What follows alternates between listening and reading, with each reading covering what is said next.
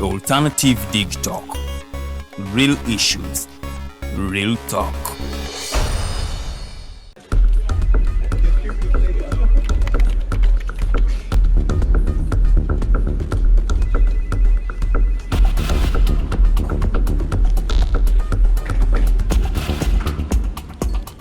Are you guys ready?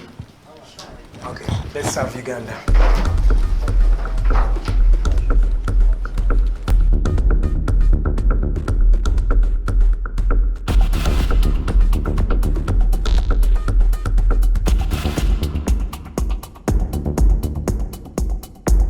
As promised, we deliver.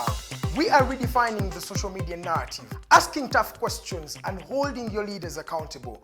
We are non-partisan and break down having a conversation with Uganda. We are the Mighty Drive. We hold debates that give you viable solutions. We bring to you people that Ivora is wanting to listen to.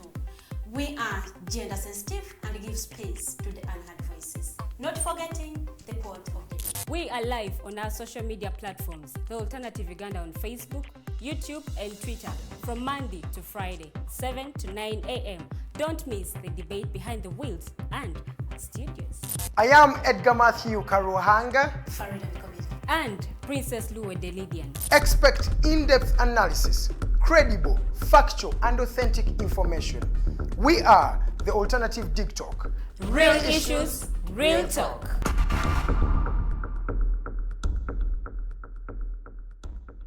Buli muntu azalibwa n'eddembe lye ery'obwebange. Obadde okimanyi nti kikakatako okuuma eddembe lino. Eddembe lino likuggyibwako litya era ddi? Munnaffe toyitira. Bino n'ebirala birindirire mu pulogulaamu yaffe Teeka Ki. N'abaweereza abo Nalukwago Emerin Katumba wamu ne Tumusiime Kato. Buli Lwakubiri ku ssaawa 5 ez'okumakya wano ku Alternative Digitalk.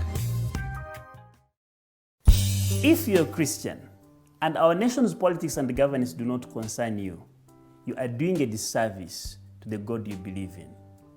The Bible in Ephesians chapter 1 verse 23 says, the church you see is not peripheral to the world is peripheral to the church, which means the church is at the center of everything happening within the world, including, if not especially, how God's people are governed. Why then separate church from politics? Church and politics with your host Sylvain Gumisiriza every Sunday, 2 to 3 p.m. live on Alternative Uganda Facebook page.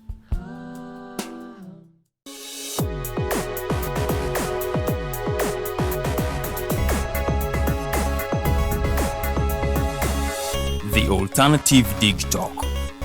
Real issues, real talk.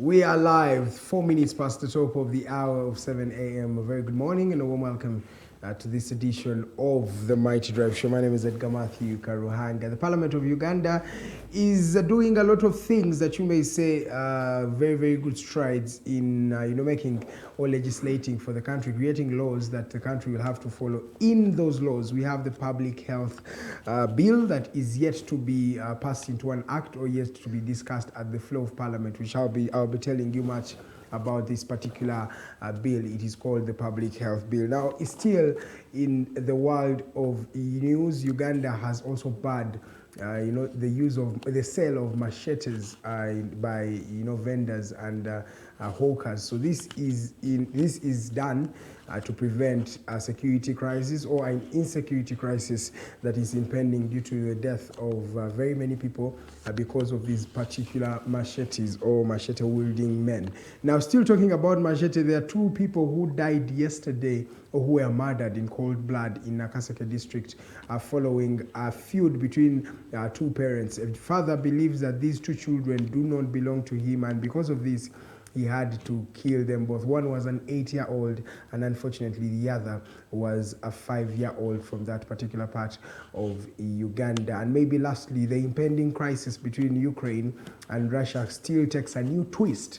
We've seen, very, very tremendous things that are happening in that part of the world. But as we're speaking right now, Russia has started invading some territories of Ukraine, saying that they are just on a peacekeeping mission. Vladimir Putin continues to say that they are still not yet thinking of attacking Ukraine, but all odds are against the Eastern European country that is Ukraine. Ladies and gentlemen, that and much more is what you'll be expecting in this edition of The Mighty Drive. Now, you are on the platform called the Alternative Digitalk. It is a media house, and we do different things. We do live streaming, we do shows like these ones, we do stories, we do reports, we do book launches, we do event organizing, among other things. Now, in case you want our services or you would want us to help you, feel free to just call the programs director of this particular institution, Mr. Arnold Mokose Anthony. His number is 0701-800-212. Feel free to just call in and talk to him. He'll be able to finish everything for you. And still, talking about some of the new endeavors coming through or coming your way, we have a new show called Tekachi that will be airing every Tuesday from 11 a.m. by the one and only Mr. Kato Tumsime. That particular show will be airing every Tuesday. You should get to know and learn the law, learn what the law talks about, and maybe don't be caught on the wrong side of the law, because when you're caught on the wrong side of the law, it means that you have no defense. By the way, you not knowing, ignorance has never been a defense. If you don't know the law, that does not justify, that does not absolve you from that particular challenge. Now, ladies and gentlemen, allow me delve into the news stories that have been making rounds. Just to introduce myself, I'm called Edgar Matthew Karuhanga, and I'm here on a Woman Crush Wednesday, where the ladies take the twist. That is Farida and Lillian, up to 9 a.m. But before they come through, allow me just to inform you what has been happening wherever you have not been, or all over the country and the whole world. Let's start from Uganda. Now, police has banned the sale of machetes. Police eganye okutunda kwa machetes oba bibaita pangas, ebintu ebityo ebisobola okubanga bireeta obuvungano oba security crisis mu ggwanga lino. Over time tubadde tulabanga abantu abakozesa amajambiya badde bagakozesa bubi ne basobola okubanga batemula abannayuganda. So spokesperson w'eggwanga oyo mwami Fred Enanga yafulumiza directive nga police bwesazeewo okubanga tekkiriza abantu kuddamu kutunda bintu nga bwambe amajambiya na birala ng'egamba this is a particular security problem. This follows an increase in some of these murders and some of the cases relating to the use of machetes and pangas. For example, wali ku Northern Bypass abaana bangi abadde bagufuula omugano okubanga basalawo okusalawo buli kimu kye bakola kye baagala nga bakozesa pangas zino nga basobola okutemula ne bannayuganda. So Fred Enanga afulumiza ekiwandiiko kya police nga abagamba police tekyaddamu kukkiriza kutunda pangas na bino. Era ndooza kambawo eddoboozi ly'omwami oyo Fred Enanga asooke mumwewuliryeko nga ayogera eri abantu abatunda obwambe. Katugende tuwulire eddoboozi ly'omwami Fred Enanga asooka atubuulire kiki kyennyini police kyesazeewo. Spending is not a crime, but the directive to our territorial commanders is for them to confiscate these equipments, these raw tools and equipments, due to the potential of contributing to crime and the impact it poses on safety and security in the different neighborhoods. We believe that once we confiscate these tools that can easily be turned into weapons, it will help mitigate some of the risks of safety and security in our neighborhood.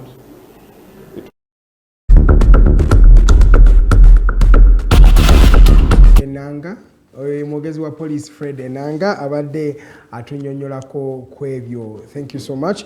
Tucrossing over twogere ku story eri ndoza tusooke twogere ku public health bill. Now public health bill lyetteeka eriteeka libali mu kuteekateeka okwogerako mu parliament oba okusobola okubanga bayisa erigenda okubanga limandatinga buli muntu wabeerawo a public health crisis olina okukola what the public health law says for example kati nga tulina covid-19 kigenda kubanga kikakatako okubanga ofuna vaccine by force si nti oyagadde oba toyagadde oba togikiriza abo bogikiriza mukasita safety y'abannayuganda yonna ebeera at stake. That means naawe obeera munnayuganda olina okusalawo kiki kyolina okubanga okola.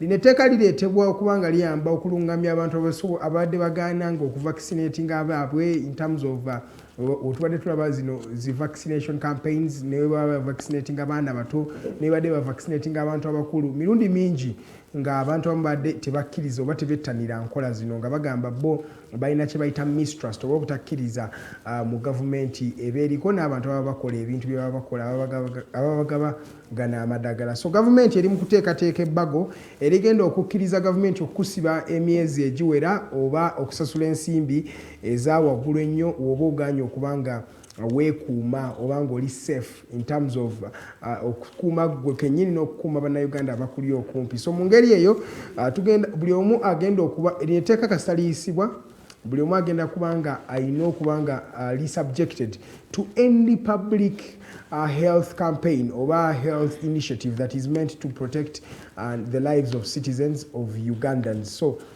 mu ngeri eyo gwabadde tayagala ku vaccinatinga nyina abantu bangi bentera owulira eyo nti ate batukuba biki ebyo bateeka mu microchip buli omu ayogera bibye ku vaccines zino ze baba bakuba abantu era ndooza mwalaba wano storage nabawako wano abaali bakweka abaana baabwe mu parts z'ebukedi eyo ekyaleetera ne poliisi okubanga ebiyingiramu n'etandika okubanga abaana ebajjayo basobole okubanga babawa vaccine zino. So mu ngeri eyo government esazeewo ereete the public health bill era alina etteeka ligenda kubanga ligenda kulikubaganyako birowoozo era bwe bamalira we bati bajja kuba baliyisa after the articulation of this particular bill in the floor of parliament. We shall have it passed, and if it is passed it will see Ugandans being mandatory vaccinated, and if not they will actually be facing the wrath of the law. That means they will be facing an arrest or they will be fined some stipulated amounts of money. Now tuveko kao tugendeko wabweru w'eggwanga Ethiopia olunaku lwa Sunday in fact olunaku lwa Sunday Mohamed Abiy ono president w'eggwanga lino erya Ethiopia yalaunchinze kyeyayise the Grand Ethiopian Renaissance Dam oba GAD. Now eno dam egenda kubanga yegenda okusinga okubeera it's going to be the biggest dam in Africa. Era balitadde wali ku kiira kya River Nile oba ku River Nile the pride of Africa, the pride of the world. Era bataddewo line ekkolero ligenda kubanga liyamba okukola amasannyalaze buli lunaku.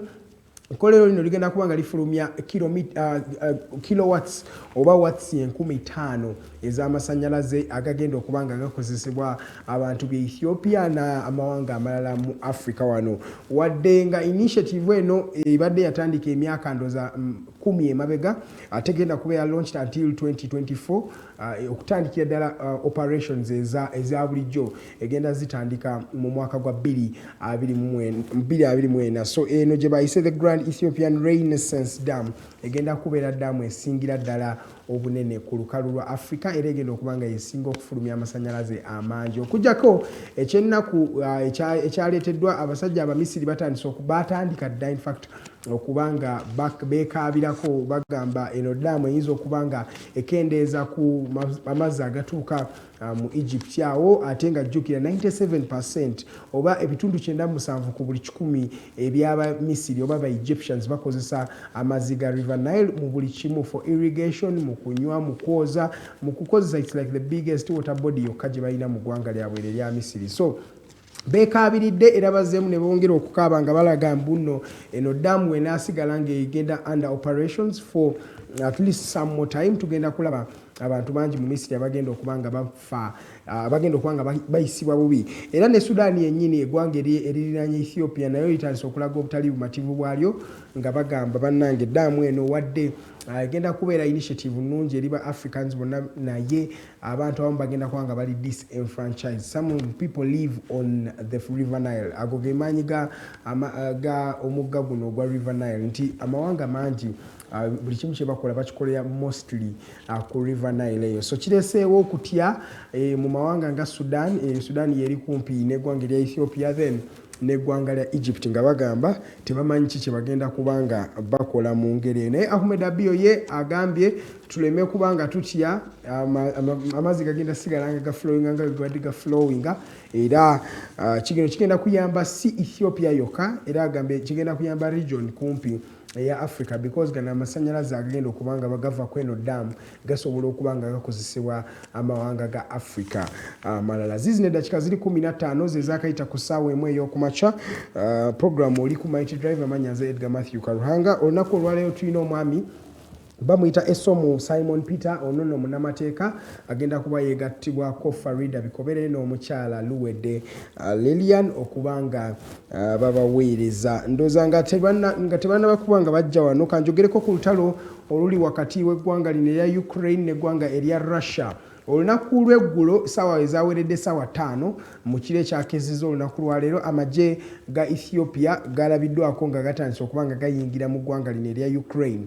Ekyentiisa ekiriwo nti nno amagye gano omwami Vladimir Putin ono ye president wa Russia agamba nti amagye gali on a peacekeeping mission. Nga we muwulira peacekeeping bali mu kukuuma mirembe bowe bagamba naye abalabira ewala omanyi mu ggwanga muno mulimu abantu abatalabira wala naye abalabira ewala batandise okubanga balaba nti this is like the spark of the invasion nti Russia etandise okubanga eyingira Ukraine mpola mpola wadde eri mu kwebuzaabuza. Ndabagamba wano wiiki ewedde nti Joe Biden ya anticipating nti kigenda twali ya Russia essaawa 24 okubanga bayingidde wali mu Kiev ate ye Russia yabagamba kisobola tutwali essaawa 12 zokka. Ate waliwo n'abalala batunulidde ensonga eno ne bagamba ng'engeri Belarus gyeri mu equation because eggwanga lino erya Belarus liri kumpi ne Ukraine n'eggwanga erya Russia. So Belarus yawadde eyokuvadde badde eraga nti eri mabega w'eggwanga lino erya Russia era yamaze okubanga ebawa green light nti bwe baba baagala okukozesa eggwanga lino mu kwataakinga Ukraine bakikola embagirawo. Jjukira okuva mu ggwanga lino erya Belarus paka mu ggwanga erya Ukraine kitwala kilomita 10 kyokka okubanga oyingidde ekibuga ekikulu ekya Kiev. So bwe baba bakozesa Belarus ate Vladimir Putin n'amajege kigenda kubangwira na nnyo okubanga bawamba eggwanga lino. Kino kikulagira ddala mbuno Russia eno eyagala kubeera ddala nti ekyusa government mu ggwanga lino erya Ukraine era abantu abatunulizi b'ebitabo bagambye nti Russia weenatuuka waliwo point weyinza okubanga etuuka because kati ekyali mu kye bayita no man's land mu ngeri gye ba invadings eggwanga lino erya Ukraine naye bwe banatuuka mu bibuga ebikulu tugenda kulabawo era akasambadduko because amagye ga Ukraine tegagenda kukkiriza Russia so we tugenda okulabira what they call an armed confrontation. Munnamagye ku munnamagye anaasinga ekiwago y'anaatwala. So olwo lwe lutalo oluli mu kuimpending oba abantu batidde makati w'eggwanga lino erya Ukraine n'eggwanga lino erya Russia. Gwe weebuuza nno nti bano we baba balwana gwe kikwaffectinga kitya wetwogereranga fuel prices mu Europe zitandise okubanga zeeyongera ne wheat prices. Jjukira eggwanga lino erya Russia ne Ukraine ge mawanga gasinga okubanga gafulumya ekirime kye bayita wheat. Ndooza Russia ye namba emu mu nsi yonna okubanga efulumya wheat then Ukraine eri mu bataano abasooka. Yes, eri mu bataano abasooka. So gana amawanga abiri we gaba gatandise okulwana price ya wheat ate wheat jjukira ekozesebwa mu bintu bingi ne wano wennyini tukozesa wheat as a raw material to make many things. So the biggest producer of wheat waba atandise okubanga ne munne nga batandise okubanga balwanagana kati production of wheat ogenda kusooka ogikendeze because abantu abaali badde balima bagenda kuba bali mu dduka okubanga beerisettlinga okubanga bawona ekibambulya ky'olutalo era wetwogereranga goods ezibadde ziyita wano kumpi ne Russia oba ku international waters oba ku mazzi ga Ukraine ne Russia because that is the shortest route okubanga osalirawo paka okuyingira Egypt okuyingira wano mainland Europe. So abantu abasinga ebyamaguzi ebisinga ebiva mu Asia bitera okubanga biyita ku mukutu ogwo gwa Russia. Jjukira Russia ggwanga lino ddene nnyo paka ne liyita mu Belarus ne bayita mu mayanja ennyanja ne bali okumpi gye bayita Black Sea. So we baba bayitaawo kirina engeri gye kisoftening oba gye kyanguya the trade of goods oba the transportation of these particular goods oba these big vessels ezitambuza ebyamaguzi by'abantu.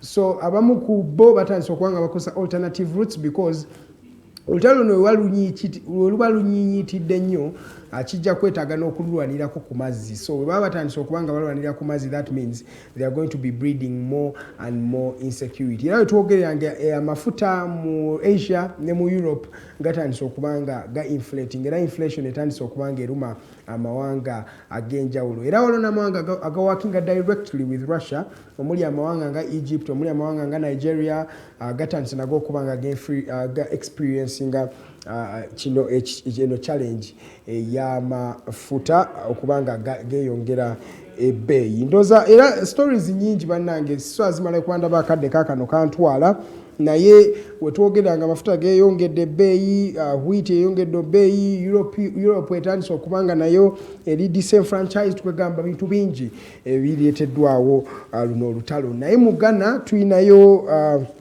inflation naye etandise okuba nga ebayisa bubi, bali bubi nnyo, ebintu bitandise okuba nga birinnya ebbeeyi buli lunaku, era inflation eri mu ggwanga erya Ghana. Abantu bo 63 bafiiridde mu njega y'ekibwatukiro ekyabwatuse mu ggwanga erya Burkina Faso lino.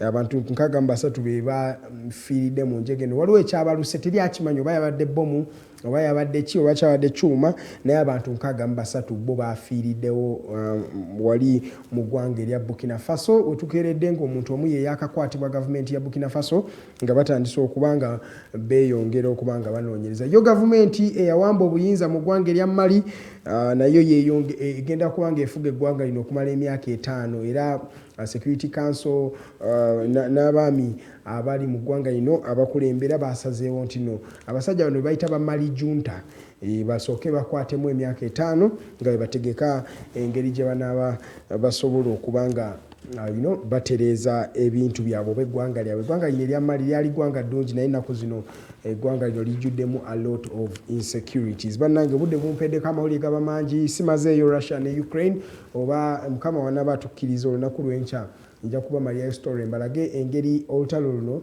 gye lusobola okuba nga lukwaffectinga gwe nga Munnayuganda ali wano. So kyolina omanya nti luno olutalo nga lwaba luseewo, fenna tugenda kubeera affected nga Boris Johnson webagambye olunaku lw'eggulo nti olutalo lwe luyinza okubeera olutalo olugenda okusinga obunene okuva Sematalo owokubiri we yaggwa. So this is going to be the biggest war after the Second World War of 1939 to 1945. Omuntu wayogerera ekyo akitegeeza nti olutalo luno lujja kubeera lutalo lw'amaanyi. Leka tuwumulemu katono wetukomawo. Woman Crash Wednesday etandikirawo. Farida Bikobere, Lilian Luwede n'omwami Esomu bagenda beera wano paka ssaawa 3 ez'okumakya. Bampita Edgar Matthew Karuhanga. Katuwumulemu wetukomawo. Mighty Drive ekyatandika butandisa.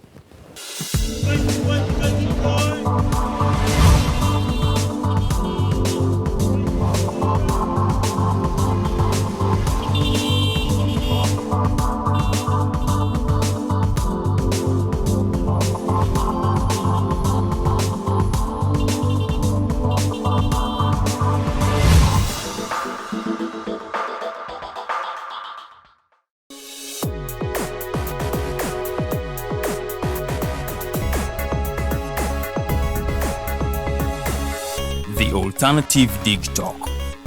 Real issues, real talk.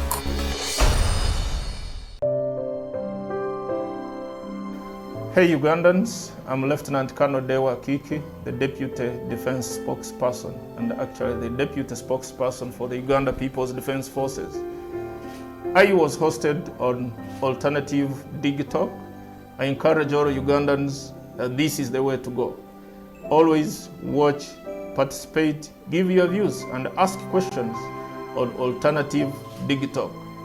Digitalk, the way to go. Schools are open. Parents, guardians, have you prepared your adolescents that are pregnant and mothers for school? The government has given us national guidelines to assist with the responsibility of sending these girls back to school. Let us help to provide them with a safe, productive, and friendly environment for their learning. They are still our children living among us in our communities. Their pregnancies, becoming mothers before adulthood, affects them, their community, and our nation. All children have a right to education. Now, let's take them back to school because completing their primary and secondary school education is very important to their future careers, personal development, and being productive citizens of our nation. This message is brought to you by the Ministry of Education and Sports, the Ministry of Health, Ministry of Gender, Labour and Social Development. Buli muntu azaliwa n'eddembe lye ery'obwebange. Obadde okimanyi nti kikakatako okuuma eddembe lino. Eddembe lino likuggyibwako litya era ddi? Munnaffe toyitira. Bino n'ebirala birindirire mu programu yaffe Teeka Ki. N'abaweereza abo Nalukwago Emerin Katumba wamu ne Tumusiime Kato. Buli Lwakubiri ku ssaawa 5 ez'okumakya wano ku Alternative Digitalk.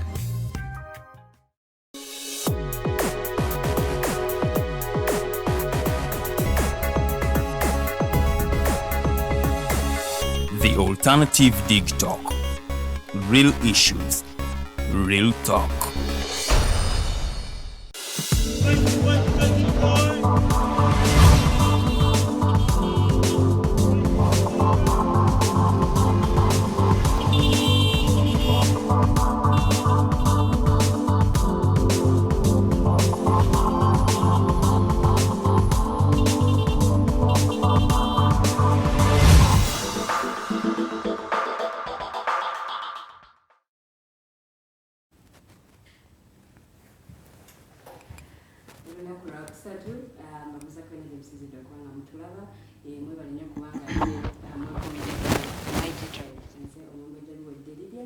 Iranga no ralera te twagobinda kumale kulaba nga tweyongera okubaweereza oba olyawo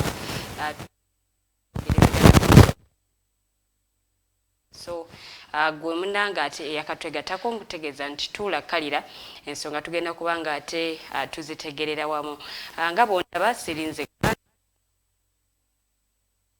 agenda kubanga atulamusaako okono kwotadde omugenyi waffe Counsel Esomu Simon tugenda kubanga tweyongera okubanga tuwulira okuva gyali ku nsonga ez'enjawulo. Tulina ensonga ze tugenda okubanga tutunuulira ensonga za mental health. Ku nsonga zino tumanya tutya omuntu ali mentally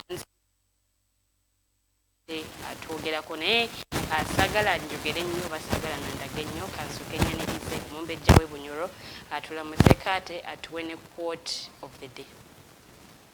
Wasuze utenya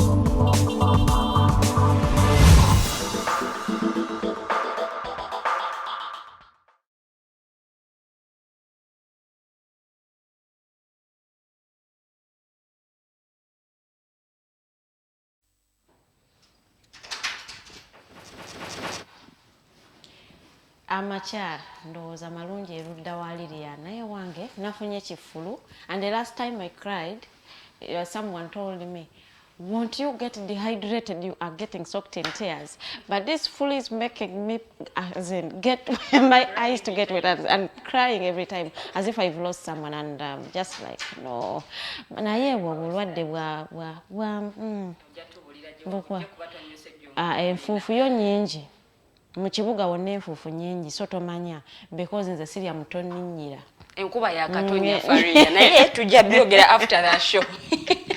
Otubulire gye wajja flu tukereddeko ku Mighty Drive Farida bikoberege manya gange ngenda kubanga ate nkola wamu n'omumbejja Lilian Wedde paka sawa 3 kati nno omugenyi waffe Counsel Esomu Peter mwalimu studios tugenda kubanga tuogera health rights twagala kulaba tutulireko mu act ya mental health gye bafulumisizza ate byonna mukwane bikwatagana ku health security and health byonna tugenda kubanga ate tubikoonako wano mpolampola ku Mighty Drive nkwaniriza era ne nkubiriza nti mukwano tovaako tuyige wamu. Page okujjukiza eri the Alternative Uganda on Facebook, gendayo to liking it, to following ate engage in the discussion by commenting wansawo mu comment section tujja kubanga ate tusoma endowooza zammwe oba ebibuzo byammwe mu maaso kaawo naddala mu ssaawa ey'okubiri. So yita mikwano gyo gitaginge, sharing a video ate ffenna tuyige wamu. We always have a quote of the day everywhere buli wentula ku seeti wano banjagala nimba waayo kakooti k'olunaku katutambuze. Abantu abamu munnange embeera eno egenda netukaluubiriza, so wofunayo akakutambuza akakwoti ogamba alhamdulillah. Naye njagala okubajjukiza abaana abawala, it is very important mwe okugenda okukola tubeere nti ate tulina ssente zaffe ezisobola okutubeezaawo ng'omusajja taliiwo, kubanga buli lw'oyimirira nnyo ku musajja ye gender based violence gye tuli mu kulaba ensangi zino, nti when you do not work buli kimu ng'okuba amaviivi. Munnange njagalayo kino, ate maama yalwadde, ate njagala kusiba nviiri, ate njagala ssala njala. Kati omusajja akukoowa n'awulira nga otandise okumubeerera ekizibu, n'osaba ez'okulya, n'osaba ez'okwambala, n'osaba ez'ennika, n'osaba ezabbula, n'osaba kansa akikoonamu nnyo. So ebintu ebyo ebimu bwe tubanga tusobola okukola ne tubyetuusaako, at least omusajja obe muwewuddeko. Ko teri relationship esinga kubeeramu nnyombo nga relationship etalimu ssente.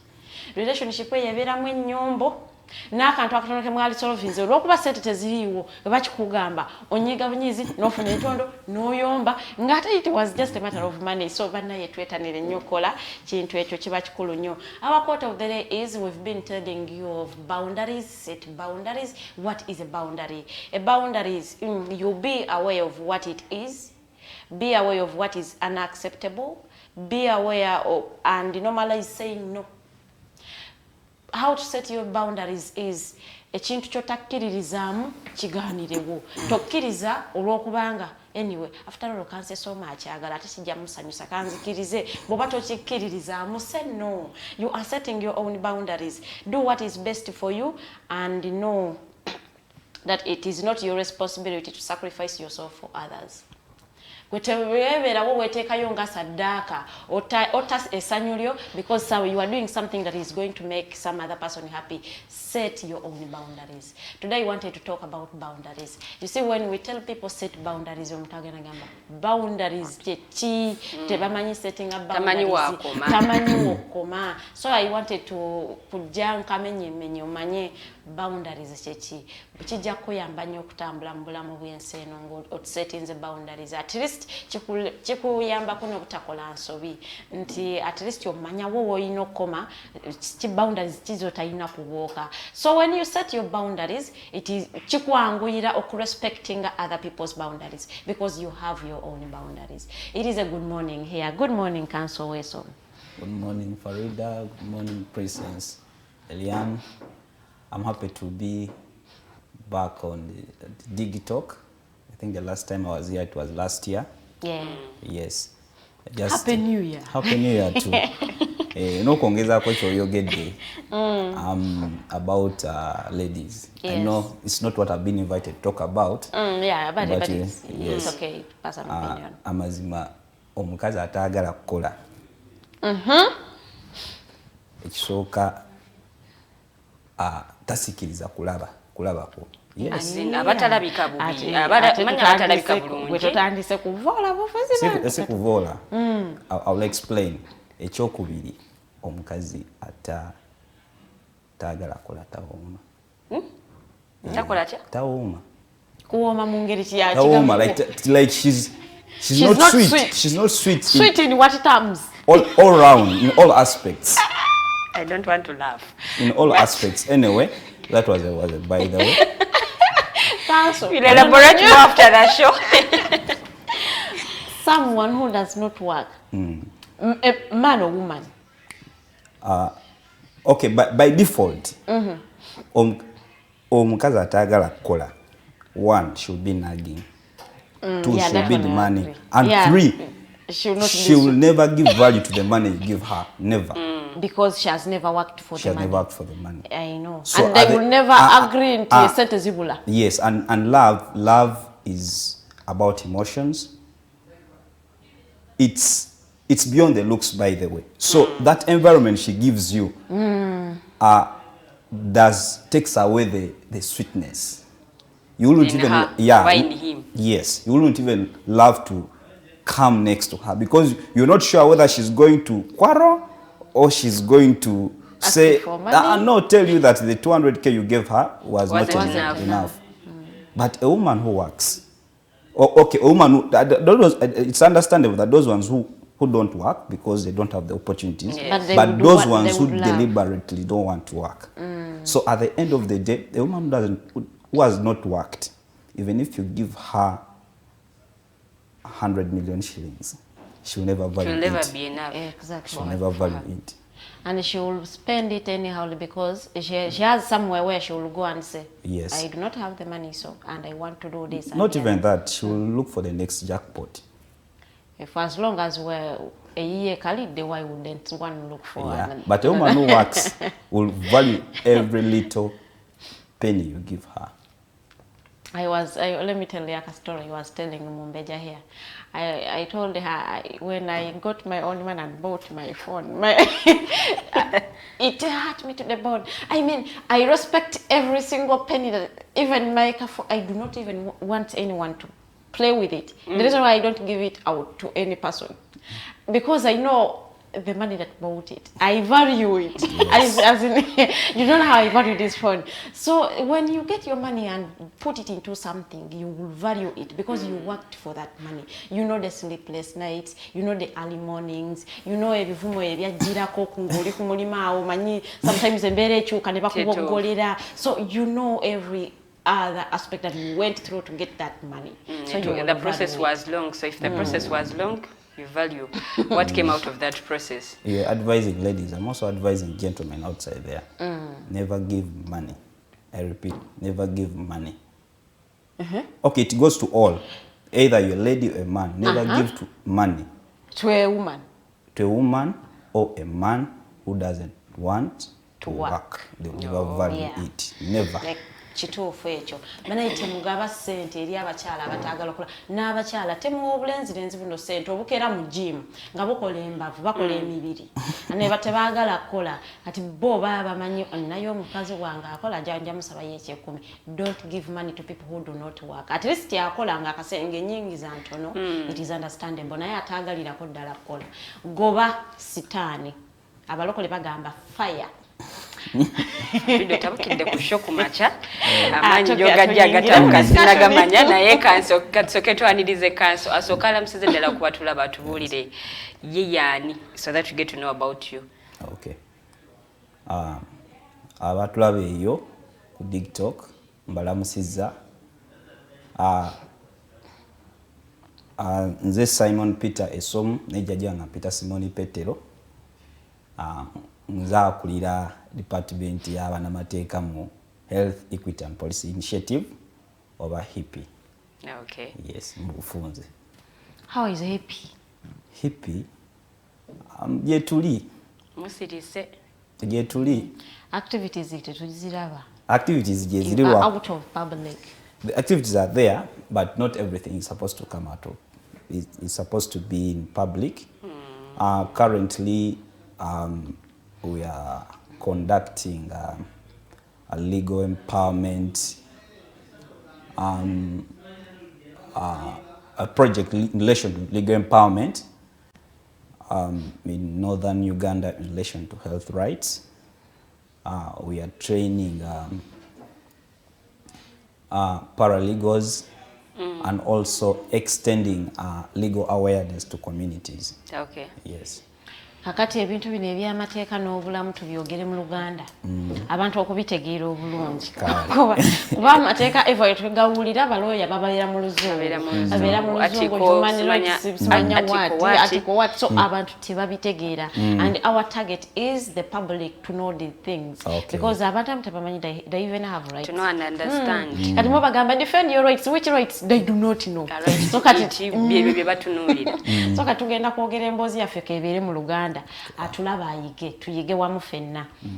So why in northern Uganda? Lwaki mwanokoddeyo northern Uganda kutandikireyo? Northern Uganda twaginokoddeyo lwa nsonga nga bbiri. Esooka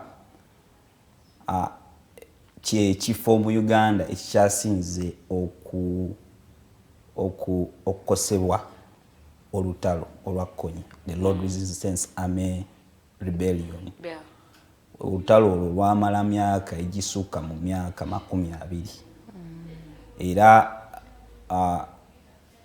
abanoonyereza balaga nti no abantu abasinga eyo baatabuka emitwe. Era incidents ezisinga ez'abantu abatabuse emitwe gisinga mu Northern Uganda ne suicides oba abantu okwetta. But I think no one on central endaku zino kigenze kyeyongera nti abantu ne ku myaka emito abaana bejja mu bulamu bw'ensi. Kituufu. So lwaki like considering a northern region timulowooza nti waliwo ate abantu abalala bemulese emabega? Kyoyogedde kituufu nti ne mu regions endala wali abantu abali affected, abatabuse emitwe n'okwetta. Naye Northern Uganda is a special case. Lwaki nti Northern Uganda ng'ogyeko olutalo ne COVID yazze. Kimanyi COVID yali mu ggwanga lyonna naye kati bo they have like two things affecting them. Bavudde mu lutalo, bakava mu lutalo, bayingidde mu COVID. Nga bw'oyogedde kituufu mu Uganda of recent abantu batandise okukola ki okwetta. And ebibaddewo just of recent tubadde tulaba abaana abasomi. Abaana twava mu COVID nabasomera mu masomero ga bbeeyi. Kati twagenza okumaliriza abazadde babazaayo babagamba gundi nakakande mbadde nsaba tufune essomero esaamusaamu lyetusobola okusasula. Omwana n'akola ki? N'asoma. Omwana neyetta. Ezo ensonga gyeziri naye tugambe katutandikire ki ku Northern Uganda kuba bebasinga otwetaaga. Naye no project tegenda koma eno mu mambuka naye tugenda kudda n'eno mu bitundu ebirala. Nga Oluganda luli mu kubeerera oluzibu. What are the challenges? Kyemmanyi ogenda kusomera ku language. Naye what are the challenges ze musanga nga mukola emirimu gyammwe ng'aba HEAPI? Challenges abantu obutatwesiga. Trust. Tebatwesiga. You approach communities naye abantu muli mu mitima gyabwe. Nsonga ki lwaki tebabeesiga? Which reasons do they give? Reasons abantu balina ensonga nyingi. First, abantu abasinga balowooza nti NGOs zaagala kukola ssente. Mubakozesa ne mubakuba ebifaananyi. Naye oboolyawo some of them have been doing so. Nga bagenda ne babakuba ebifaananyi ne babiteekayo wali nti tukoze kino na kino naye nga in actual sense they haven't done anything. Ebyo mbiwulira naye sinaba confirminga. Sobola kuyimira kuno ku TV amaanyi nga Digitalk gundi ne gundi abadde bakikola ate banvunaane kalebule. Nakuno bakwata kalebule sebutaata. Yes. Okay. So otuwadde challenge emu ya trust. Trust, yeah. Only. And it's not only that. Two, abantu bafe abasinga tebakola ki? Tebasoma. Kati balina endowooza endala. Zitya. Etakwatagana na science. Communities zetusinga zikkiriza nnyo mu ddogo. Kati omuntu wemugenda mu community nga mukwata ku issue ya health, mental health. Abantu abasinga bamuloze n'agudda. Anedda sibo bagamba mutulimba. Ffe kitutawaanya waliwo omusambo oguli mu kitundu. Wenakulira kubwaho lo waliyo mujini. Ngagamba oliye mujini. N'ogulaba. Segulabangako naye story yali etambula. The stories okuva obutongo giwulidde bajogera yes. Kati so abantu abagamba waliwo omusambu ogusumbu w'ekyalo. Sanga bali batuufu. Because ani atandika ekibozibozi ekyo. Oba oliawo they don't know the definition of mental health nga bo tebakitegeera butegeezi. Nanti mental health abasinga ffe tukimanyira wali kugwa ddalu ebirala ebisinga tebabimanyi. Ekituufu abantu ekintu ky'abantu okutabuka obwongo bakimanyimu. Naye we bafuna obuzibu balinayo kye omuzungu kyayita default setting nti kyabasigala mu bwongo nti buli ekizibu ekigwawo omuntu ekimusookera mu bwongo abandoze kati buli kimu kitambulira ku ddogo. But in actual sense balina ebizibu bya mental health. Tumanya ddi nti someone is mentally unstable because ayinza okuba tannagwa ddalu neri kuba amayinja naye ng'ebimu byakola oba oliawo otandika okulowooza nti someone is mentally unstable. Mental health is varies oba kisinziira ekyo oba olaba psychologists abamu bagamba nti buli omu alinako mulalu mu ngeri ye. Kati siri muna science nti ngenda bimenya wanze ndi muna mateeka n'ekyemanyi mental health wanjawulo ate ekireetera abantu okubeera n'obuzibu ku bwongo oba mental health there are different reasons oba ensonga za njawulo. Ebimu ku byo ebiviira ku mental health abantu okukosa ebiragalalagala kunywa njaga amafuta g'ennyonyi stress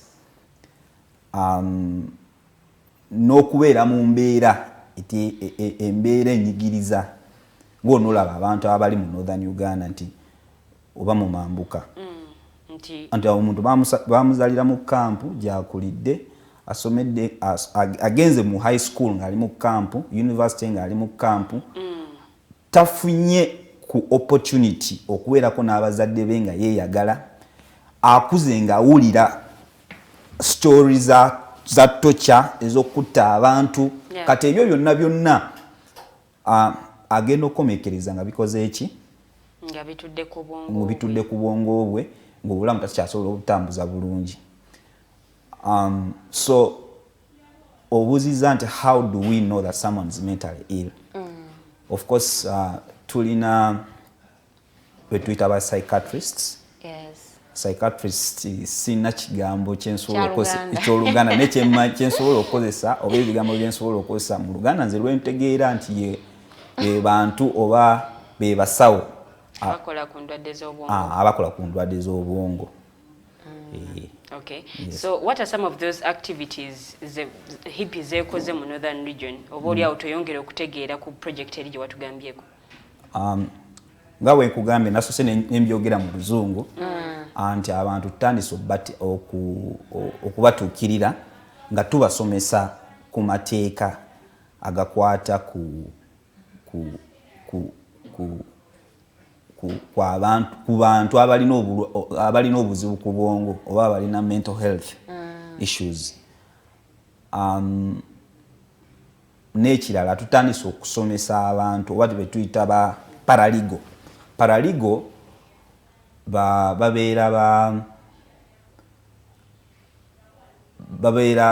tebabeera bannamateeka naye bayambako bannamateeka mu mateeka mu kutambuza ensonga z'amateeka. Kati mu nsonga zaffe zino eza mental health tutandise okutraininga ba paraligo mu Northern Uganda bine batuyambeko kuba tetugenda kubeerayo saawa zonna. Bwe babeera n'ekizibu bano ba paraligo bwe bakola ki? Bwe batuukira. Kati waliwo ebintu ebimu nga tebyetaagisa munnamateeka okukola ki? Okutuula awo okunnyonnyola omuntu nga paraligo asobola okukola ki? Asobola okunnyonnyola omuntu ekyokola kankuwa ekyokulabirako. Muyinza okubeera n'omuntu nga ye muyinza okubeera n'omuntu mu maka n'agwa eddalu okitegera naye nga temulina kyamukola ki? Kyamukolera. Nessa zino trainings aba paralegal nga basobola asobola okuguidinga na kunyonyola kikyolina okuzzaako nti yes omuntu amagudde eddalu mutwala mutya mukola butya ebyo byonna tumaze okukola ki okubasomesa. Okay, last time it is last year, when you had some cases as HEAPI in court, we would want to know how far because abantu was and yesterday we have some lawyers here and they were like, you see, our judicial system has no problem. The problem is somewhere else, so we expect maybe your cases in a step they take in there. We would really love to know how far. Last time when you hosted me here, oba wemasembayo okunchaza wano ku studios mobile studio twalinayo omusango ogwa HEAPI nga HEAPI evunaana Ssaabawolereza wa Uganda ekitongole ky'abaana Children's Authority n'ekitongole ekikwasizza oba ekivunaanyizibwako eby'omutindo mu Uganda UNBS. Mu musango ogwo twali twagala kooti eragire bana abasatu bemenye bayise etteeka eriwaliriza buli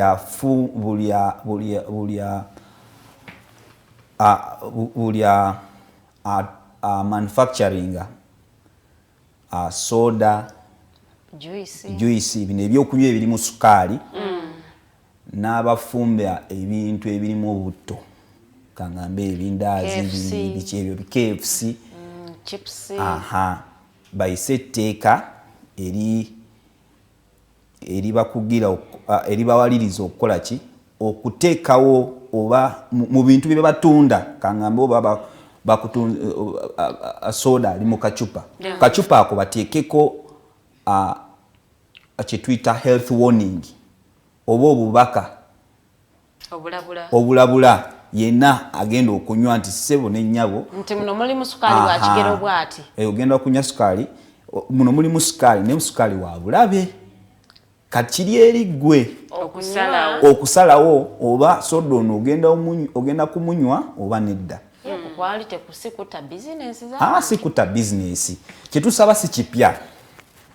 But I think batekako wali eri nti kati muno mulimu sukaali yenkana bwati carbonated water simanyi ebyo babiteekako naye omuntu wa bulijjo tabitegeera jaji owange Miriam yagula buguzi ye tamanyi kigambo carbonated tamanyi nti chloride otegera ezo percentages naba amabanyi okusoma nange ebimu sibimanyi mbiraba mu percentages nendaba bivi nendaba biki sibimanyi naye kati ffe kyetusaba si kipya UNBS yali ekikozeeko era n'obuyinza ebulina obukikola kankwe ekyokulabirako tulina abantu abanyo onywala okubuumu Farida asina byembuuminga mubiri eri byobbuuminga ate gwe liryani simanyi bwe kawooma nti tuna bulungi akakebe ka rock boom naye nalinda byekuwa nakanywa nakalabya wali gabweru oba ani yakanywedde simanyi tujafuna afanda anonyereze kati ofuna akakebe n'okakebera bulungi n'okekenenya kuliko obubaka obulabula buliwa we buno nti balabula bagamba abakyala abalina embuto temunywa abayonsa n'abaana temukola ki temunywa rock boom pregnant mothers breastfeeding breastfeeding yes ate tuleta luzungu lugumu wanene tebantu wama breastfeeding mothers abayonsa anabali embuto pregnant mothers even children below 18 years tebali meant kunywa rock boom era usanga kakebe ka sting rock boom n'ebyokunywa byonna byonna ebigwa mu kiti ekyo birina obubaka obulabula energy drink kati kitusaba kisi kipya kati kati abagamba dino business ebegenda kufa business zigenda kugwa kati wano mu byokulya bateekawo nti butto gwe tukozeseza yenkana bw'ati because onyonyodde ku kyebyokunywa so ku byokulya ebirungo ebibeeramu that one is a given buli akola amandazi akola product yenna ateekamu ki contents ezibeeramu n'ekino kye tusaba kyakutaasa okutaasa abantu kuba abantu banywa ebintu naye tebamanyi ebintu bye bakola ki okimanyi energy drinks ezo eddala bannaffe abasajja si nnungi ate nga bebasinga ozinywa mu maaso eyo waaka agenda kubula nga mbuba aboominga waaka kabuminga ayambako okufuna gali amaanyi agakola emirimu egyabulikera agenda akole what I know about abantu abanywa Red Bull bagamba mbu onywa Red Bull tosumagira actually bwoba olina waaka bwobadde tolina maanyi oba olina emirimu gyoyagala okumaliza oli mu ofiisi time ekukutte like nonywayo ka Red Bull mwako you can even work twice night kakutwala otulo tugenda and then you get that energy to push it tetuganye naye fa abantu kyetubagamba yes munywe naye ate tokisussa kuba mu maaso eyo mukazi agenda kuddukako yes ate any side effects to women and we should worry for our own souls also even you it can affect you. Remember this is an energy drink so when you consume it bwonywa rock boom first ekyusa engeri omubiri gwo engeri gutambuza oba engeri gufunctioningamu omutima gweyongerako kuba amanyi rate heartbeat ekola ki eyongerako kati so tekiri ku basajja bokka n'abakyala naye sigambe nti no rock bomb mubi but regulate its consumption. Energy drinks nga tuzitadde wa. So back to what you were talking about oba kyobadde oyogerako nti titugenda kutta business nkunyojjodde nenkugamba kyetwasaba si kipya UNBS yali ekikozeeko wadde bagamba obuyinza tebakola ki tebabulina ekyokubiri ndaba bano abatunda sigala abatunda omwenge nga kampuni zaabwe teziggwa bayina target audience nanti tezigwa kati but bocheza kuba nayo kituufu tezigwa oli mutuufu naye bannayuganda basoma ebintu bino ebiteekebwako nti ne bwe banaaba bataddeko obubaka buli nti yesu ogenda kunywa kino naye kirimu sukaali bwe kityo oba sukaali alimu wabulabe olowooza bannayuganda bana bitunuulira ebyo kyo kibuuzo kirungi nnyo olaba n'okusoma expiry date omuntu asoma akacupa nga kaweddemu oba nga akkuse n'atandika okusoma ebiwandiikiddwako n'ogamba nga yanywedde dda tofudde omanyi oba oyisa obubaka si buli omuntu agenda kukola ki agenda butwala bagenda kuwuliriza naye si buli omuntu agenda kukola ki agenda butwala kati wali abamu kyemmanyi wali abamu abagenda obutwala wali abamu bagenda okukola ki okubireka kati waliwo ekirala abazungu kye bagamba nti experience is the what? Is the best teacher. Nti wali abantu abamu kyannaku nti basooka kuyita mu buzibu ne bakola ki? Ne balyoka ebintu ebimu ne babivaako oba n'alwala n'afuna obuzibu bwonna bwonna n'alyoka n'agamba ekintu oba sigala oba kinkikoze eki nkivuddeko. Yes. Okay. Yes. Kyezijukiza nga tetunagenda mu kuwummula mukyala Farida bwe wali okutte ecupa ya soda ey'ekika ekimu nti singa oli yagigula kiro n'atafaayo kwetegereza biki ebiri munda yalimaliriza ng'anywedde n'abiraba oluvannyuma oba nga bisigadde wansi.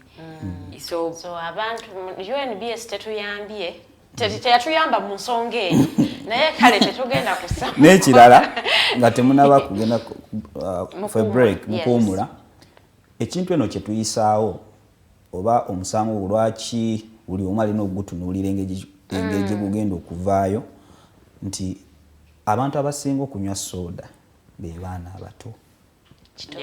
Ate abaana abato bambi bo ekibasikiriza kkala n'obuwoomerizi.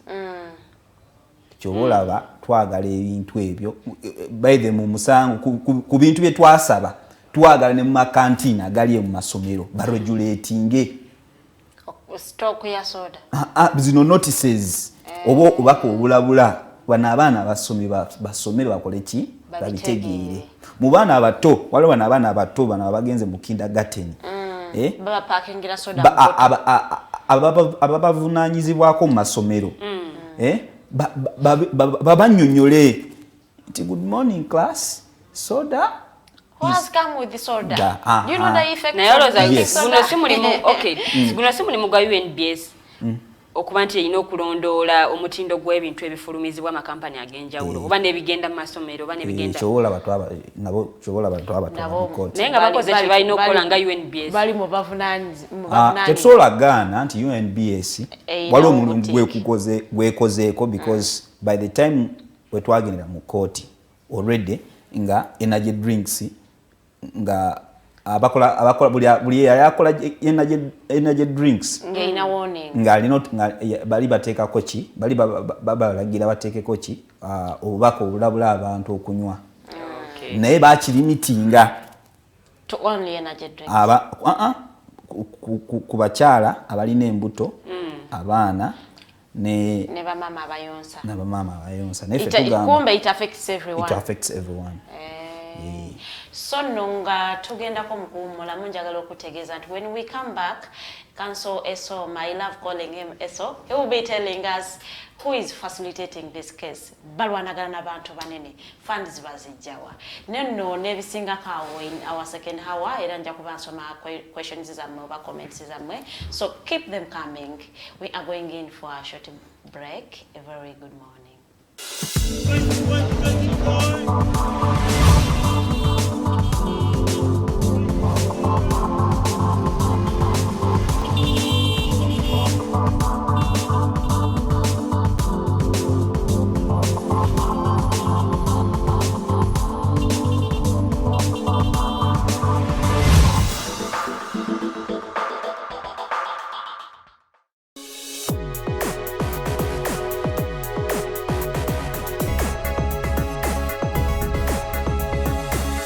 The Alternative Digitalk.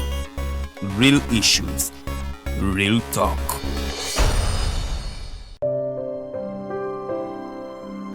Hey Ugandans, I'm Lieutenant Colonel Dewa Kiki, the Deputy Defense Spokesperson and actually the Deputy Spokesperson for the Uganda People's Defense Forces. I was hosted on Alternative Digitalk. I encourage all Ugandans that this is the way to go. Always watch, participate, give your views and ask questions on Alternative Digitalk. Digitalk, the way to go. Buli muntu azalibwa n'eddembe lye ery'obwebange. Obadde okimanyi nti kikakatako okuuma eddembe lino. Eddembe lino likuggyibwako litya era ddi? Munnaffe toyitira. Bino n'ebirala birindirire mu programu yaffe Teeka Ki. N'abaweereza abo Nalukwago Emerin Katumba wamu ne Tumusiime Kato buli Lwakubiri ku ssaawa 5 ez'okumakya wano ku Alternative Digitalk.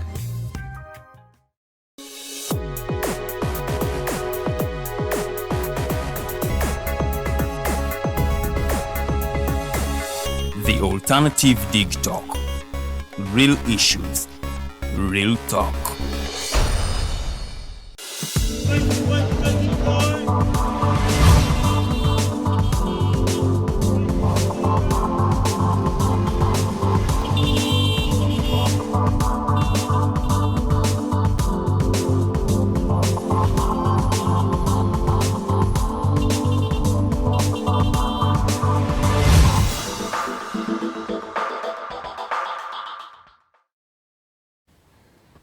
It is our second hour. You are still watching The Mighty Drive. I am with Yombeja Lilian Lode, Counsel Esomu, and we are discussing healthy, we are discussing healthy rights, we are discussing the dangers of taking these energy drinks or any drink that is on the market. Over document soda ino bulabe when omunange beerako yisa question yo awansi comment section ngenda kubanga ate nje kusomera tuyige wamu mwabagenda mu gym mwetanira nnyo kunywa zino energy drinks.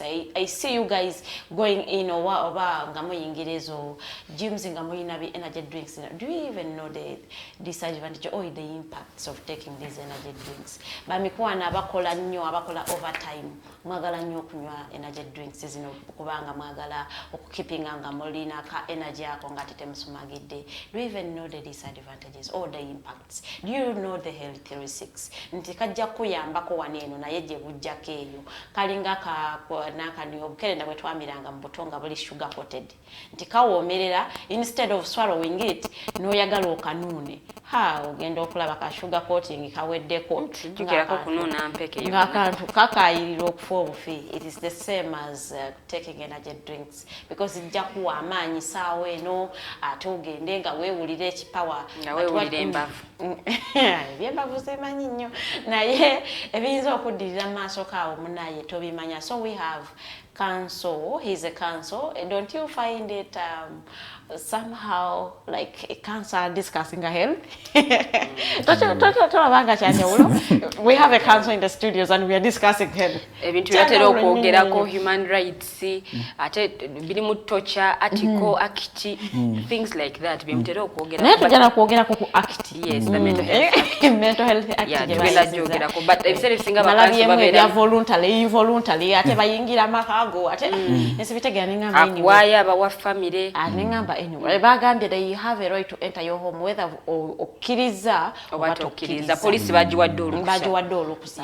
So ebintu ebyo byonna tugenda kubanga ate tubyogera tugendedde mu kuwumulamuko. Counsel abadde agenda tunyumizaako gye bajja funding who is financing this case bali mu kubagana n'abantu abanene ebitongole binene bye basimbyemu amaaso ne basimbyeko essira ebyo ebitongole binene nnyo. So we think nti okutambuza omusango guno bayina okubanga bayina ka funding akali awo nga kali specifically set aside ensonga ya funding etunuulirwa nnyo. Who funds you? Where do you get the resources from? So ate waneno ba biggest funder state. State funding your case could be funding state funding against the state. Who is funding you, Counsel? Thank you very much. Ekibuzo kyombuziza ani atuvugirya sente. Obuvujirizi naffe tugende tusabirize. Ekyo kibuzo okimbuziza nga nazano nga setegese naye oba alina obyogerako wa finance. Okay. Naye kinsobola okugamba ekitongole kyaffe ky'abantu. Bantu be babavujjirira. Si bantu bokka be bamu ku bavugirizi. One of the sources. Abantu ababulijjo bajja ne batuwa sente. We reach out to people tubatuukirira etubanyonyola biki bye tukola batuwa sente. Ekyokubiri tukolagana n'ebitongole ebyenjawulo. Recent tubadde tukolagana ne NetPIL, Network for Public Interest Lawyers. Naye nga bwe nkugambye eyo docket si yange. So toyagala nze msajja ni w'amateeka. Toyagala kuginnyonnyola nnyo. Sagala nnyonnyola. Omuntu tayogere mazima bw'atyo bw'atandika. Naye wekiba kisoboka dokiti yange musobola okyaza finance waffe. Tereka naawe tunaba HEAPI temwefuge shows us zonna. Si kwefuga. Abantu balina otegeera biki wawe tujja ki sente. We should know who is funding you. Yes. Such that nafa abagala okubateekamu akasente tumanya. Akasente kaffe tetuyiwa mu mugaba tuyongeza ku kikopo. Nakugambye abantu ababulijjo kati oba olinawo sente meka. Enyiza okubanga nayo.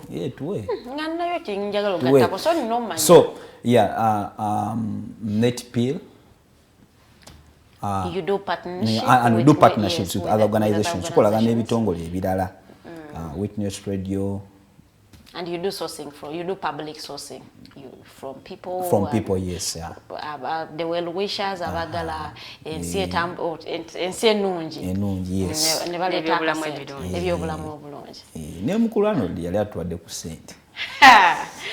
Farida tuogere ku mental health otobiddeko wafudde omuvujirizi omwaka gula togenda kuleka otandise kuvujirira ssente Arnold nkutumiddeko nnyo but we need to talk. I think nange olina okumuvujirira omuntu watandika okuvujirira ssente nno naye tugende ku mental health Lilian.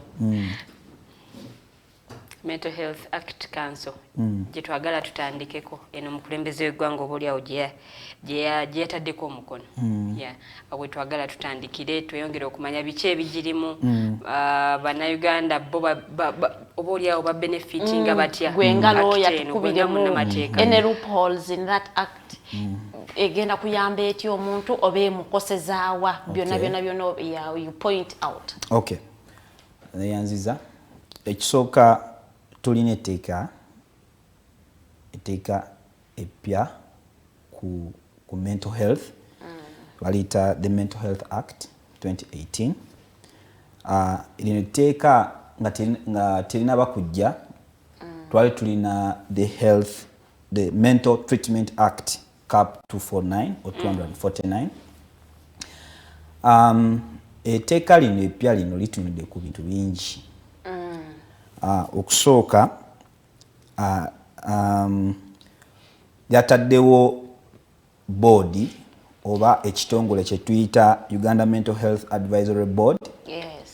Nga Uganda Mental Health Advisory Board kye kitongole ekiwabula ku byobulamu ebikwatagana na mental health.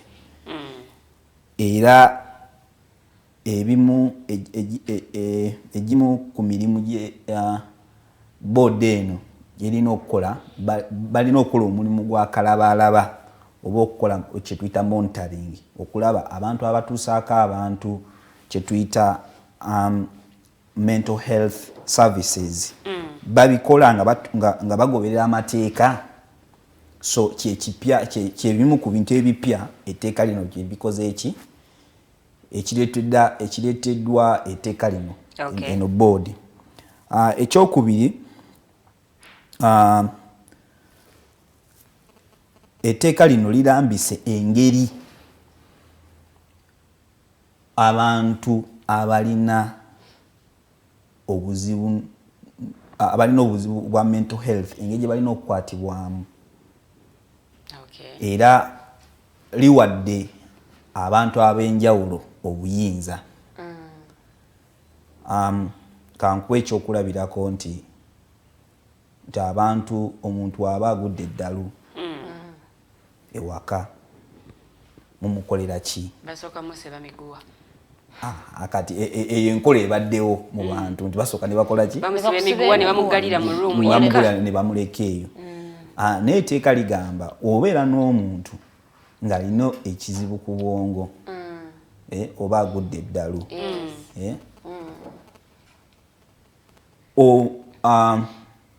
omu ku mmwe aba relatives oba aba family musobola okutuukirira ab'obuyinza. Ono omuntu temukoze eki? Temuhatinze. Temumwebuuzizaako jjukira obwongo bwasootinze. Ne bajja ne bakola ki? Ne bamukwasaganya. Ekirala etteeka lino liwadde poliisi obuyinza okukola ki? Okwata omuntu yenna gwe basuubira nti akoze eki? Agudde eddalu. Ekyo kye bakoze kintu kirungi kuba recent waliwo omulalu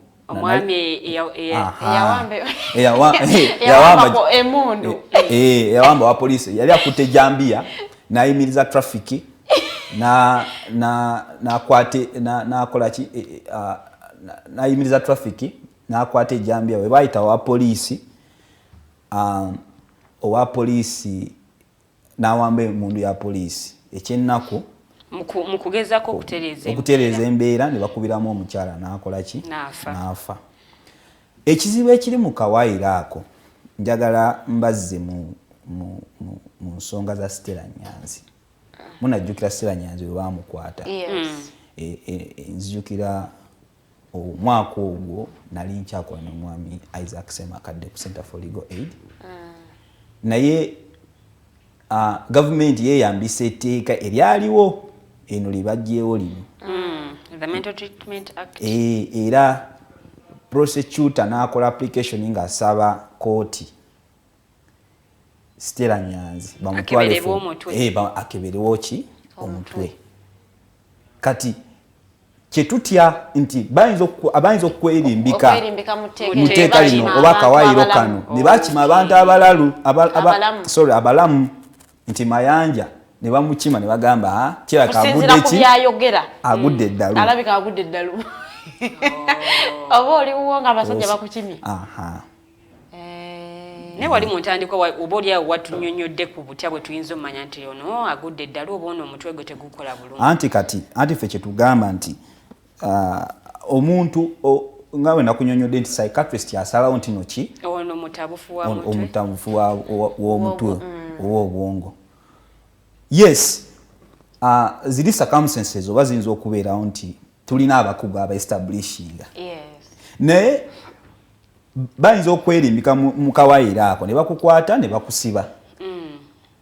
Psychiatrist wanaatuukira nga bamaze okufuna kye bakola ki kyebaagala maybe okusibirayo okumala nnaku nga 3 bayiseewo kye bakola ki kyebaagala. Kitegeeza abantu bano obuyinza babuwadde n'akaninfu. Poliisi tuzze tulaba poliisi yekyasinza okulembera obumenyi bw'amateeka. Ate be bawadde obuyinza obutaliiko abakuba ku mukono. Muli gwe musuubiriza nti mulwadde wa bwongo mumukwate. Obuyinza babuwadde bantu bakyamu. Okubawa si kibi. Naye tebalambise bulungi engeri gye balina obukozesa. Kati omuntu waddembe obukozesa engeri gyayagala. Ng'ebimu ku byo asobola okukola ki okujja n'agamba ono Farida engeri gyayogera mu studio kirabika akoze eki mutabufu wa mutwe okusinziira ku submissions zaawa. Kumbe yamukwanye n'amugaana. Nakyo kisoboka. So how bali kikoze bati how best jengeje bali kikuttemu ne balaba nti omuntu bamuprotectinze ate ne bali baba wadde olukusolula nti waneno waliwo obukyamu because mazima ddala basookere ku bali ku nguudo okusinga abalalu nga tebannakima bali mu maka mazima seka abalalu bali ku makubo basookera awo nga tebannakima bali mu maka. So twagala as a council bali badde bakiregulating nga bateba protecting omuntu wa bulijjo ne bali babalekera eddembe lyabwe erikola emirimu gyabwe. Ekintu ekyo bandi kikoze nga it's informed by njakinyula mu Luganda, it's informed by entegeera y'omukugu oba omukugu omusawo akola ku bantu abalina obuzibu ku bwongo.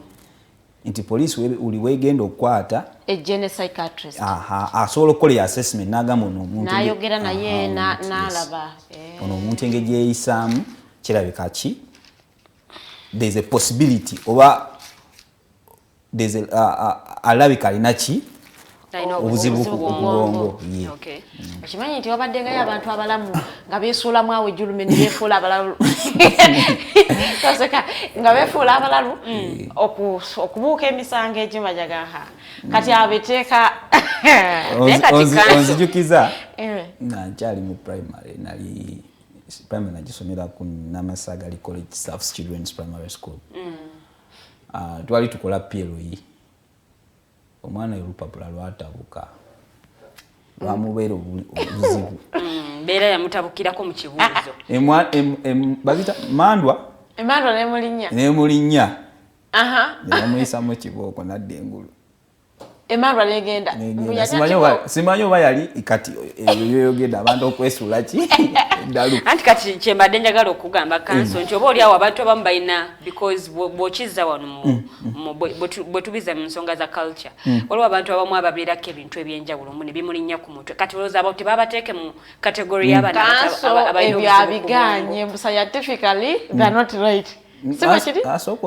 Yes, because there is ngabo ogamba nti ngabo oyogedde ku emmandu oli ne bimulinnya natandika okukola ebintu ebyenjawulo ebiri weird oba ebitategeerekeka ne bamucategorizinga mu bantu oba abalina obuzibu ku bwongo. Ekyo kibuuzo kirungi nnyo naye nga bw'ayogedde waliwo abantu abakola ki abeesuula eddalu n'ekirala naawe kyoyogedde kituufu nti tulina obutanyigiriza ebyobuwangwa waliwo abantu abalina ebyobuwangwa bwanga bajjajja baba bakimye bikola ki nga bajja kugaa nti batuula ku mutwe gwagundo ogwa Farida nawe tegutulwako bantu abo abantu abo tebasobola tuula ku mutwe gwange bwagana kati ekyo nakyo etteeka tekola ki etteeka terikyogedde kuba tekirambikiddwa nti omuntu alinyiddwa empewo ez'ekika ye we mumusanga ng'ayogera ebitategeerekeka mugenda mukwata mu mutwale bajja mukwata bigenda okugwako ng'oli mu rehab oli butabika. Naye katutunuulire ku nnamba y'abasawo abakola ku bulwadde abakola ku nsonga z'abalwadde b'obwongo ennamba nga ntono compared to the population we have eyo mu Uganda. So kati ensonga eno egenda kulwako etya because bwe kiba nga act eno omukulembeze w'eggwanga yagitaddeko omukono that means erina okutandika okukola mu bbanga si ttono nnyo. So ennamba y'abasawo abakola ku ndwadde zino ez'obwongo vis-a-vis the population eya Uganda. Ekituufu nga bw'oyogedde psychiatrists betulina batono nnyo okusinziira ku nnamba y'abantu gye tulina mu ggwanga n'ekirala abantu abafunye ennamba y'abantu abafuna ebizibu n'obwongo bwabwe egenda ekola ki yeeyongerako and even COVID-19 ekyongeddemu COVID-19 abantu beetuze abantu bakoze ki abantu batabuse obwongo ekyo kidda that is eri kyetuyita policy question ne political nti olumu etteeka terisobola kinogera ki eddagala okay wadde etteeka oba tulitadde oba nga weeriri tetugenda kwata parliament ku mukono tubagambe twagala ssente bweziti ezigenda okukozesebwa okusomesa abantu psychiatrists aba basawo abakola ku bulwadde bw'obwongo abantu abatabuse obwongo kati ekyo kidda ku eri parliament yaffe ne executive n'abantu bonna nga ffe banga Abannayuganda tulina okutuula wansi twefumiitirize tutune wawe wetulaga kuba wetutuse by the way lwakuba abantu teboogera abantu abasinga balina ebizibu oli atambula yegeza yekka nga tomanyi kigenda mu maaso kati waliwo abantu abamu abakola abantu abamu abakola oyinza okusanga Farida sigambe tuno naye just nkumwange ekyokulabira oyinza okusanga nga Farida alina ekizibu ekimutawaanya naye akyesirikira wali abantu abamu nga olumu abeera bulungi naye essaawa ezimu n'avaako kati Katonda amuyamba nti avaako ng'ali waka naye watuuka mu bantu n'akola ki n'abeera nnomo. Kati wali abantu abamu kati waliwo kye tuyita bipolar wali abantu abamu abanyiiganyiiga busungu akasonguyira obu nabo obuzibu bwaki bwa bwongo naye si obuli awo nti bugenda ebiyinza okuvaamu nti biyinza okunyigiza nnyo community oba obulabe buyinza okuvaamu naye nawo obuzibu nga ye omuntu ye kimu bibiri n'avaako abantu babadde basaaga ye n'abitwalira ddala stress n'avaako yes oba kati wali abalala n'abeeraawo musirise n'agamba ne Lilian ani agambye okwate ku kikopo kyange n'ekikopo tokoze eki nakikwata tonakiraba nako Lilian ompita ki atabusa ku goloza gwasinga n'atabuka n'anyiiga n'akuvuma n'akola ki yes, those are mental what? Mental disorder. Ate banabeera biralabira. Mu dakiika 2 nga bayerabidde. Those are also mental issues. Ngayinza n'okutabukira naye nga yerabidde. Okay. So that thing of training oba okusomesa okufuna abasawo abamala ekyo ensonga gavumenti erina okukola ki? Naye Ministry of Health oba oliawo I would say eri underfunded because bwotunulira ebyobulamu n'ensonga z'ebyokwerinda if we talk about things to do with security olaba nga security eteekebwamu sente nyingi compared ku byobulamu so kati wano tuyinza kikola tutya okulaba nti ensonga z'abantu abalina obuzibu ku bwongo oba oliawo nazo ziyinza okuteekebwamu oba okubeera funded okulaba nti abantu bafuna obujjanjabi. Neyanziza kati ffe nga HEAPI tutandise mu bintu byetuteekateeka okukola waliwo kituyita advocacy oba kiyite ntya mu Luganda. Farid otera okwogera wano ebigambo by'Oluganda nga tosose kuneebuuzaako.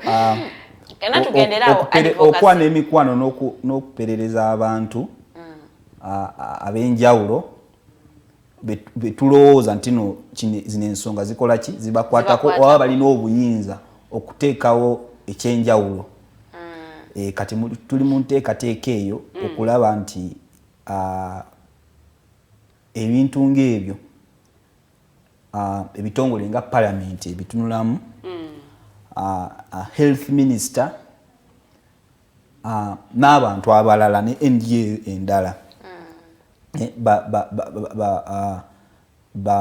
bakiteekeko amaanyi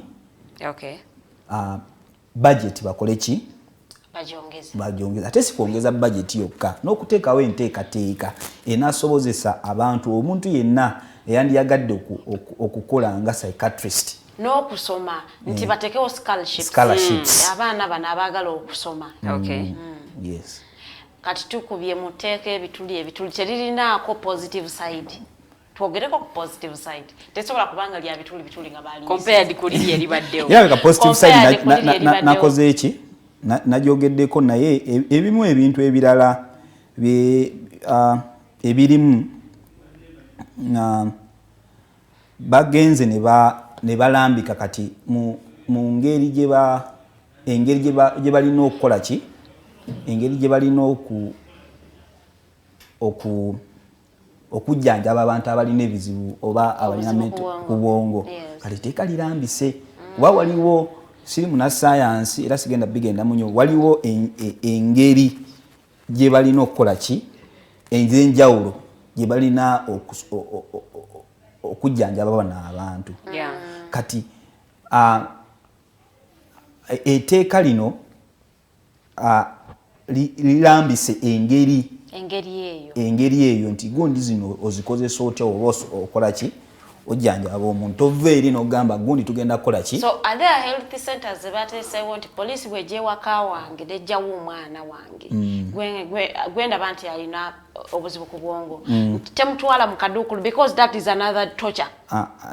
Temutwala mu kaduukulu erina wemuteeka oba those homes oba those health centers. Initially tubadde tulina butabika naye etteeka lino libadde liberal nti litunulidde amalwaliro amalala okwewala ebizibu ng'ebyo nti okwata omuntu n'omutwala mu kaduukulu. So tebakutwala ku poliisi bakutwala mu ddwaliro ekyo kimenya amateeka omuntu ataziza musango lwaki oba omutwala ku poliisi omuntu alina obuzibu ku bwongo lwaki oba omutwala ku ki abalina agenda mu ddwaliro. Kati as a council katugire nga tutambula mpolampola tuva mu health nga bwe tudda ku rights. As a council, how do you respond to the new linkages zetulaba kati between health and security?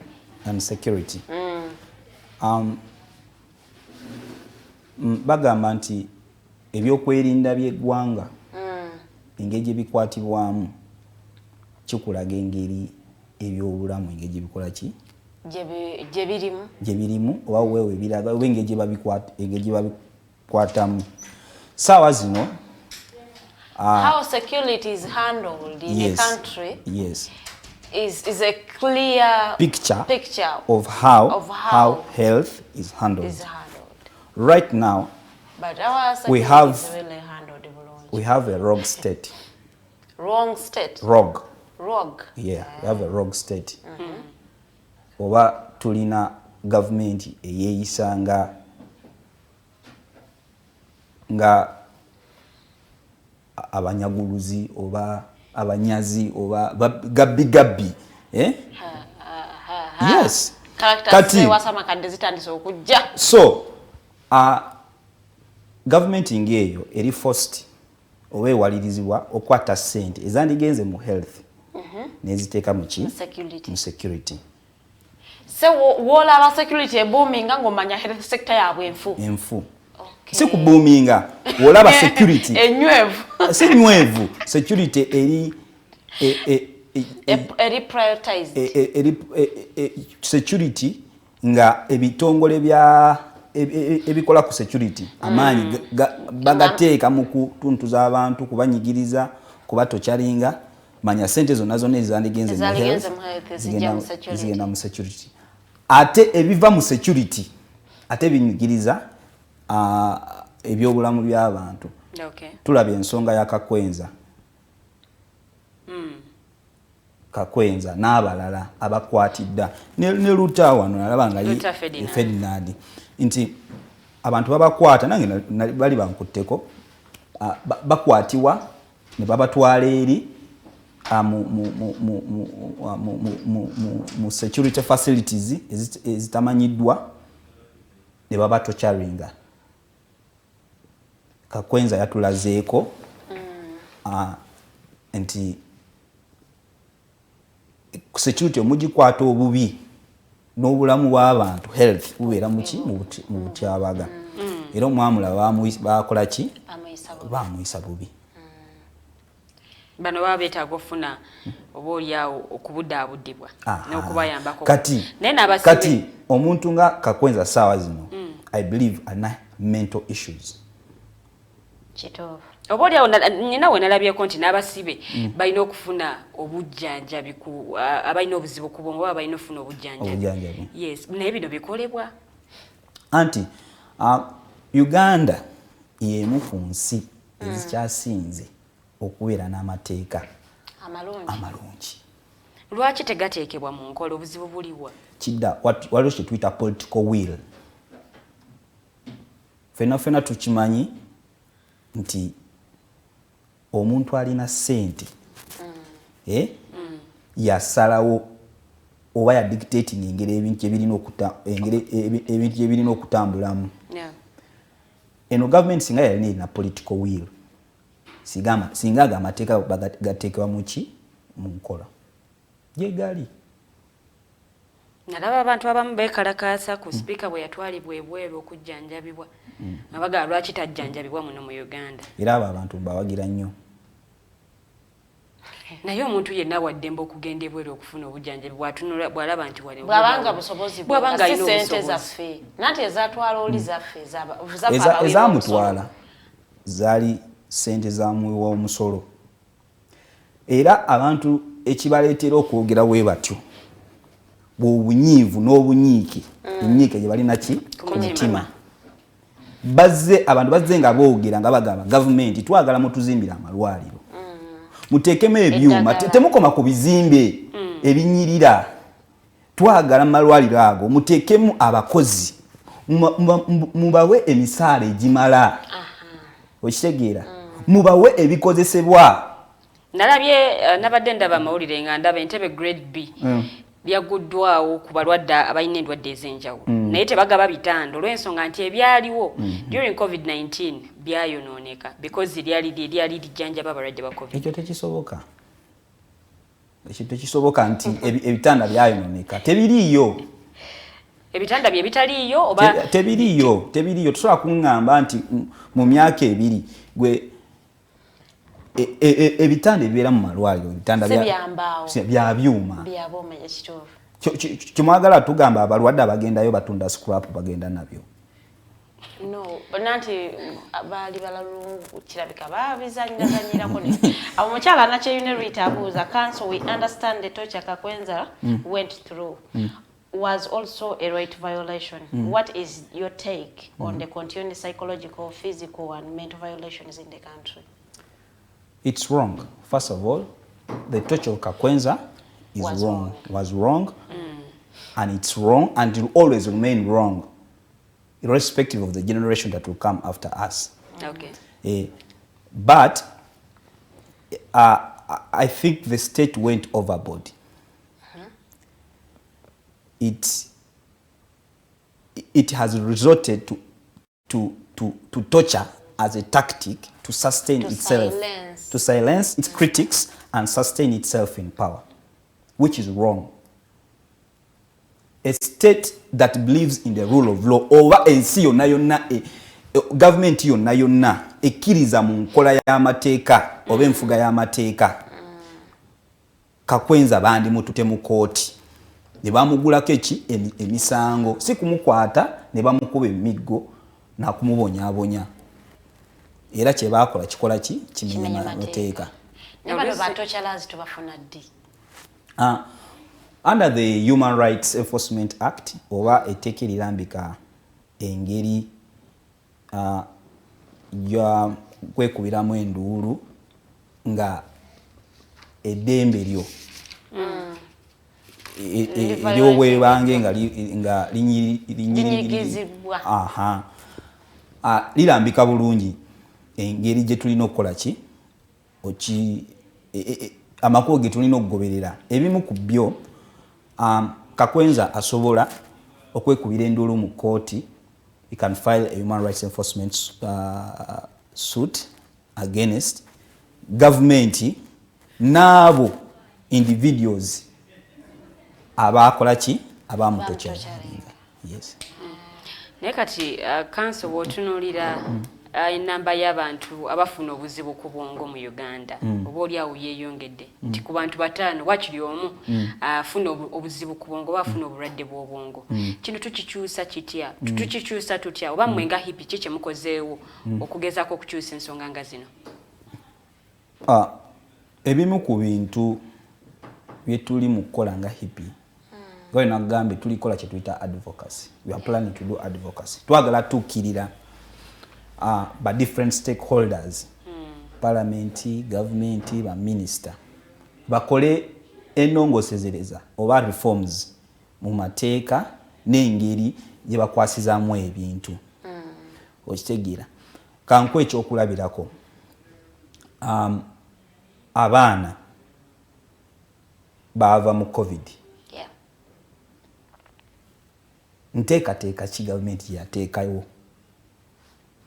Oba police nteekateeka ki gavumenti yateekawo nga yagirambika n'egiwa kangamu oba ekiwandiiko n'ekiwa bannannyini masomero ne babagamba oba abaana bano bagenda kujja naye mugenda bayisa mwemuti.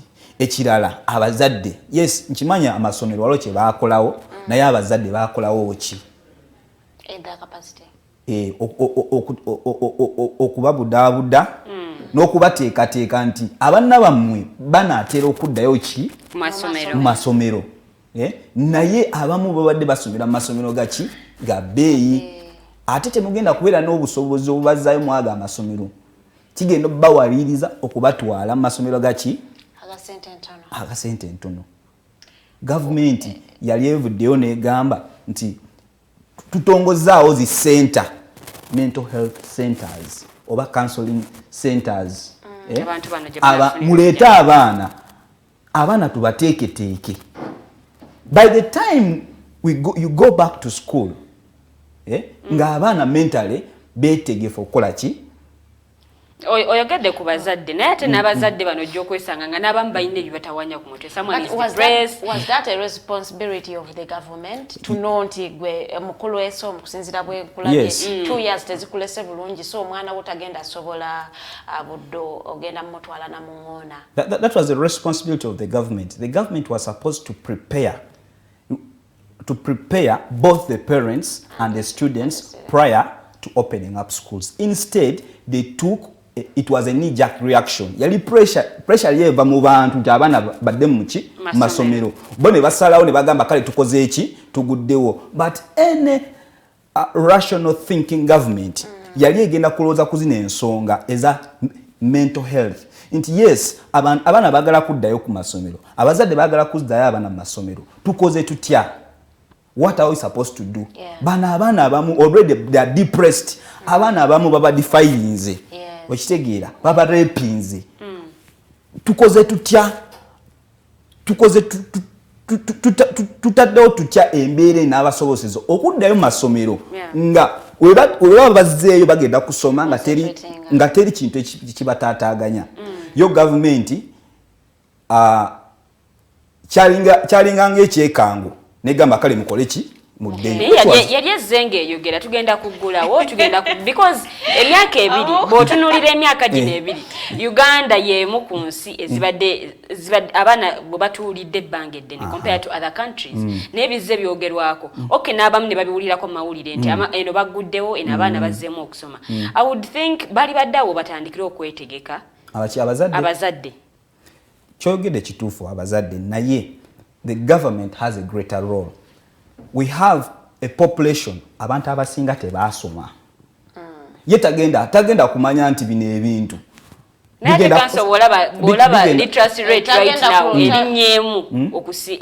literacy rate. At what percentage? I think it's around 73%. 73%. Report in Asembukusoma. Of course, the debate of the authenticity of those statistics is a debate for another day. But what I can tell you, most of the people in Uganda are illiterate. So tagenda kumanya nti omwana gweba and literacy is mental issues zaino kugira. Thanks. And literacy is not enough.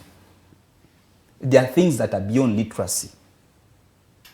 There are things that need specialized knowledge. Ebizibu ebyetaaga obukugu. Inti government yonna yategeera nti Uganda yensi esinza okuleka abaana muki mu lockdown. And common sense will serve it. The effect that abaana bano bafunye eki ebizibu abasinga bafunye embuto abasinga bakoze eki bazadde waliwo omwana eyettala nsonga bamuggyako essimu bali stressed. Wala abamu abetta kuba bazizaayo mu masomero bagamba baddeyo ku ssomero kati gavumenti mbadde nkugamba otubuuziza nga tutandika makati mwabuuziza nti muteeseteese mukyanga aba HEAPI. So ffe tugamba these are the things the government were supposed to do.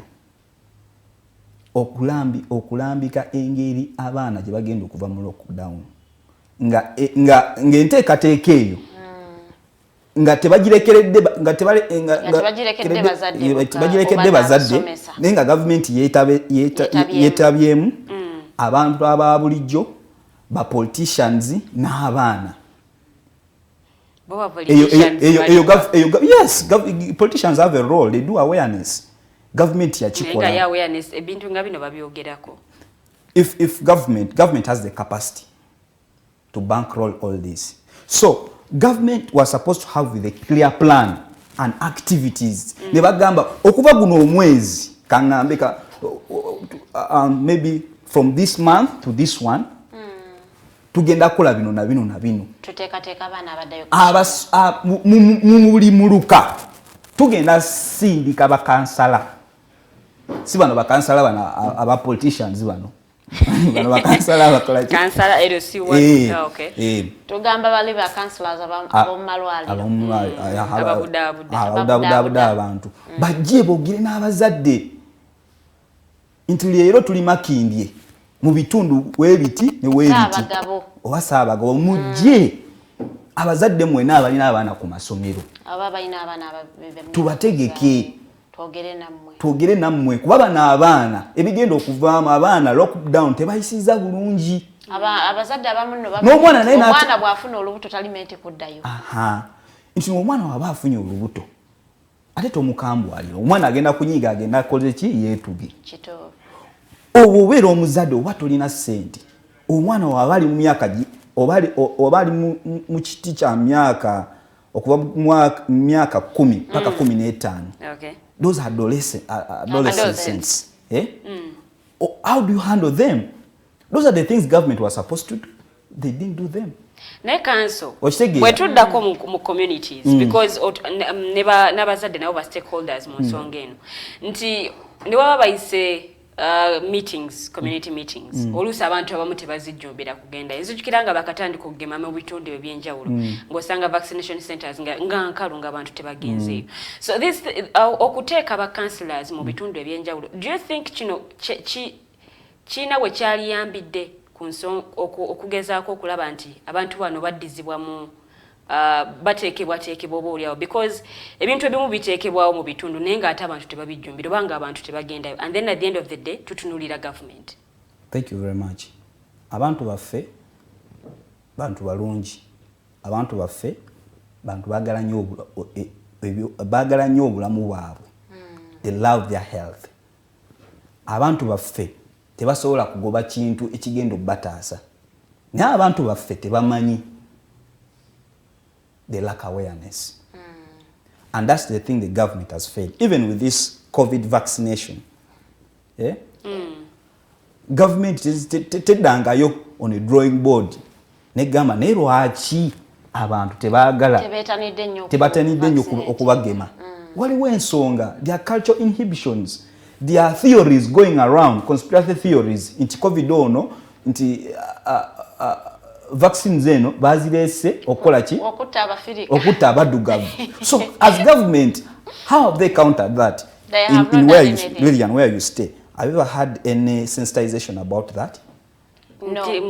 Tulina radio zo kukyali kera neyo zigamba mugende babageme naye tezisomesa abantu abali resistant nti bannaye vaccine eno teyina bulabe eri bulamu bwogenda weegeme ebyogerwa bikyamu. They have not done that. I have not heard it about have they aggregated data ne bagamba in this age group this is what they think about vaccination, in this age group this is what they think about vaccination, this age group, this is how they have responded to vaccination. I don't know whether they have done it, and if they have done it, I've not seen them sharing it, and if they have shared it, have they acted upon it? Kituuza kubiri bye tubadde twogerako okweteekateeka waliwo kwagala ekintu n'okikola. Those are two different things. Yes, true. Mu mutima gwo oyinza ogamba njagala nkole bwenti ne bwenti ne bwenti naye ogenda kikola otya n'ekirala gwakyogera omutima gwo gutaddeyo oba just oyogerako bwogezi. So that's what HEAPI wants, it's going to embark on. As far as health issues are concerned, the government. Why in ekibuzo kya HEAPI agamba, but you as HEAPI, do you have rehabilitation centers or do you offer any help to the people who are battling with healthy conditions? Wow, thank you. As HEAPI, we don't have any rehabilitation centers, but we can refer you to partners, people you partner with, and they can help rehabilitate that person as a mental issue. Yes. Rehabilitation centers mu Uganda zo ziri mmeka? Because wadde twagala nnyo abantu abamu bafuna obujjanjabi buno naye bw'otunulira rehabilitation centers abantu we bayinza okgenda oba oli awo ntono. Era kituufu, there are few rehabilitation centers in Uganda, but there's what we call starting points. Nti wosobola okutandikira. Ate nga nazino eziriwo entono waliyo omujjuzo mungi. Kituufu. But as HEAPI, I can't tell you we have a capacity to build rehabilitation centers unless omuvujirizi ngaze nagamba. Omuvujirizi mwami Arnold. Arnold, yes. Na adwa sende ne tukola ki? Ne tuzimba rehabilitation centers. Okay. But right now we just conduct referrals. Okay. Yes. nonno bagamba tutuuse ku nkomerero ntandikwa y'enkomerero ya show. Twagala mu dakiika 2-3 otubuulire what are your perspectives as HEAPI in the next 5 years? Wow, thank you. As HEAPI, there are 1 or 2 things that I'm going to talk about in relation where we are seeing ourselves in the next 5 years. Exactly.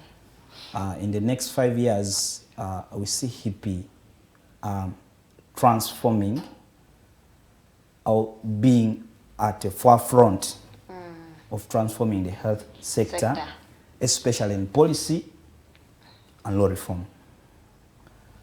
And then 2, in the next 5 years, we are seeing HEAPI being at the forefront in holding all public functionaries accountable. Nti gana mateeka n'enteekateeka ze tuyita policies, they are not enough. In the next 5 years, we want to see HEAPI holding people accountable. Eteeka yes liyisiddwa buli gwe kikwatako oba kivunaanyizibwako akola omulimu gwe oba nedda. Yeah, that's what we see. When we have that, or when you do part of that, or when you achieve a bigger percentage of that, then we shall change the health landscape in Uganda. Wow. Yeah. We pray you achieve it because yeah, it is good. Ngano tunatera kumaliriza ndira nyo inacho ogamba oba ayogere his last shot. Ku Mental Health Act. Yes. Is there anything chetumisinzo ba chetutayogeddeko that you would want to talk about or that you would want the government to do or to change? What I want to say that the Mental Health Act has some progressive provisions over amateeka obwaire obulungi kyensa ba government tebakoma kuyisa amateeka kokka bagateeke mu nkola abantu baganyulwe abantu bagafunemu oba Uganda nga we nabagambye nga tutandika emu ku nsi ezikyasinze okubeera n'amateeka amalungi agalambika ebintu obulungi naye agateekebwa mu nkola ge matono nga ebitono era kyokka kye twetaaga tutambulire wamu.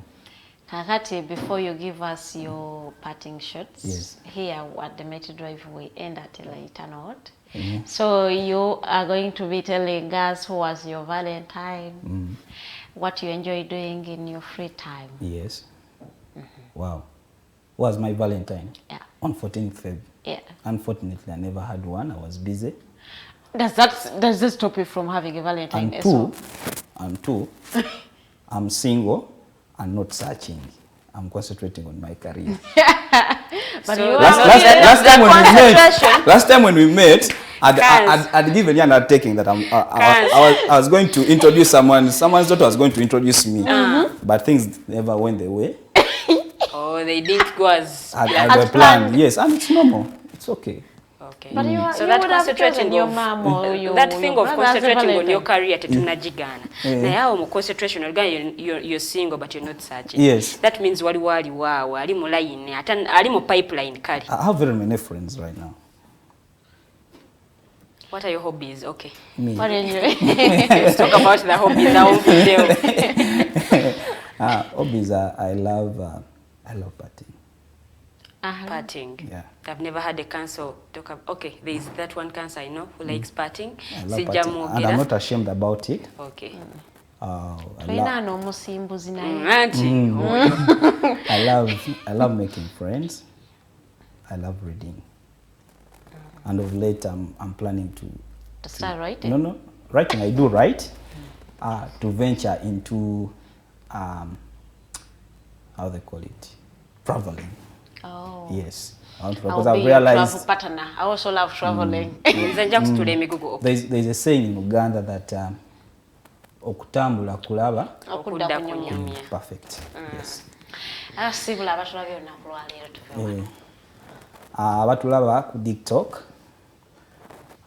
tubebaza nnyo otuwa ku budde bwammwe kuba ekintu ekikyasinze ebbeeyi mu nsi eno bwe budde. ky'obugagga kyasinze ki ebbeeyi kati omuntu yenna yeerekereza buli kyakola n'asalawo okubeera ku puroguramu eno n'atuwuliriza ffe nga ba HEAPI tubeebaza nnyo naye mbasaba bannange mufe ku bulamu bwammwe mulina abaana mulina famire mulina ozikolerera mulina ebiruubirira bimwagala okutuukiriza mbasaba mukume obulamu bwammwe kambawo ekyokulabirako nze ng'omuntu waliwo ebintu ebimu nabivaako sukaali ne soda sikyabinywa ate sejjusa sukaali mukyayi onywa amazzi merere oba olirako ebikajjo nobireeta ng'oli girlfriend wange enjira mba ngenda kukyawa ate oba ogenda kukyawa oba nga nakugambye kati bw'ofuna omuntu nga yanywa sukaali tomumugulira emugulira naye nze kuba ekyo kyakwesalirawo ddembe lyo kuba ate wenkugamba nti muveeko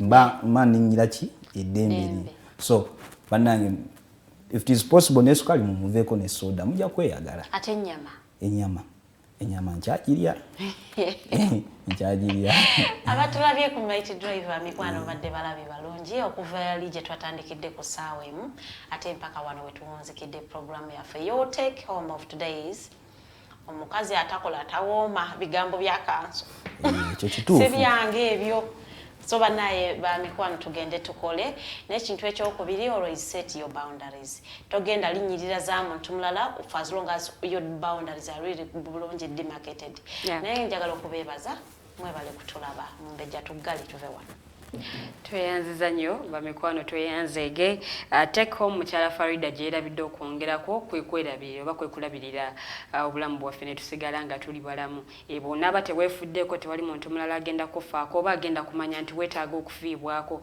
okwefaako kuno kutandika naawe obulamu butwaliddera nga ekyomuwendo tebulinaako speeya tebulinaako second chance nti ojja kgenda omala okomewo so ensonga bwe zituuka ku nsonga z'obulamu nga waliwo asabye katukayiseewo nga tonnaggalawo kanso atubuulire email oba anything omuntu engeri contact omuntu gy'asobola obbafunamu aba HEAPI oba even where your offices are situated. Tweyanziza nnyo HEAPI tuli ku Canaan House Willis Road Namirembe genda tusanga oba otunoonya enamba gye mugenda okutuukirako kandi basomere basobola okubanga babafunira abavujjirizi abalala abagala okwegatta ku mwami oli basobola okubanga bayita ku nnamba eyo so eri as you give us the email of eri 0757 49 5915 oba eri nooti 7554 95915 weewaawo oyo namba ya mukyala bamuyita Winnie omukubira n'atubuulira n'akulagirira during office hours omukulu Brooke Williams weefuge mbu tosobola kubeera singo ng'ate tosaakinga oli mu kulimba kisoboka tuli singo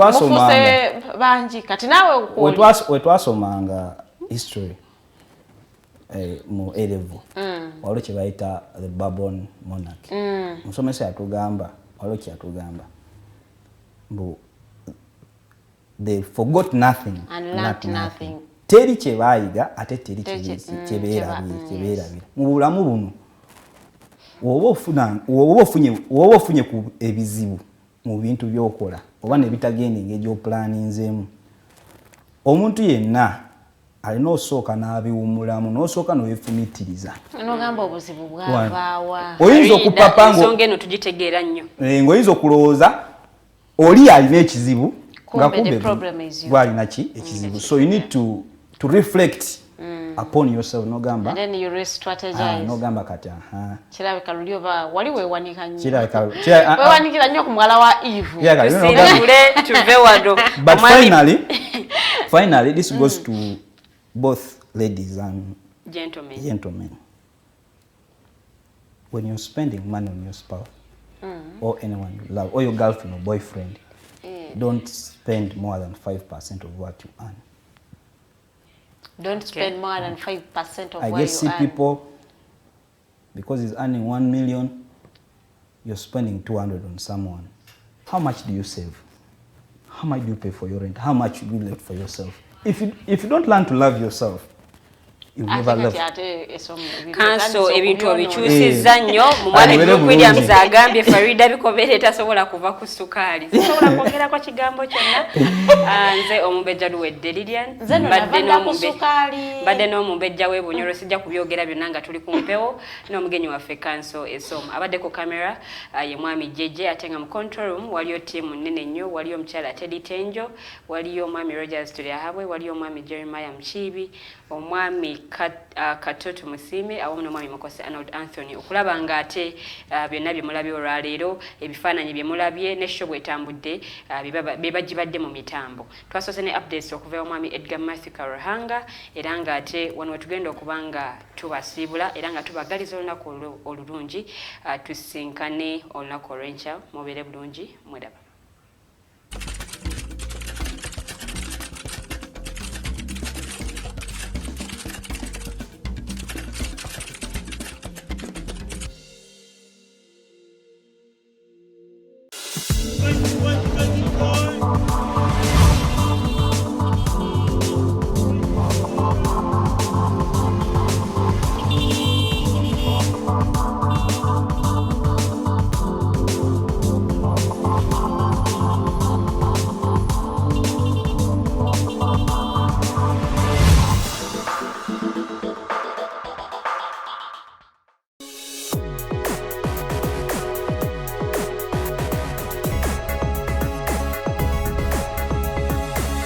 The Alternative Digitalk. Real issues, real talk.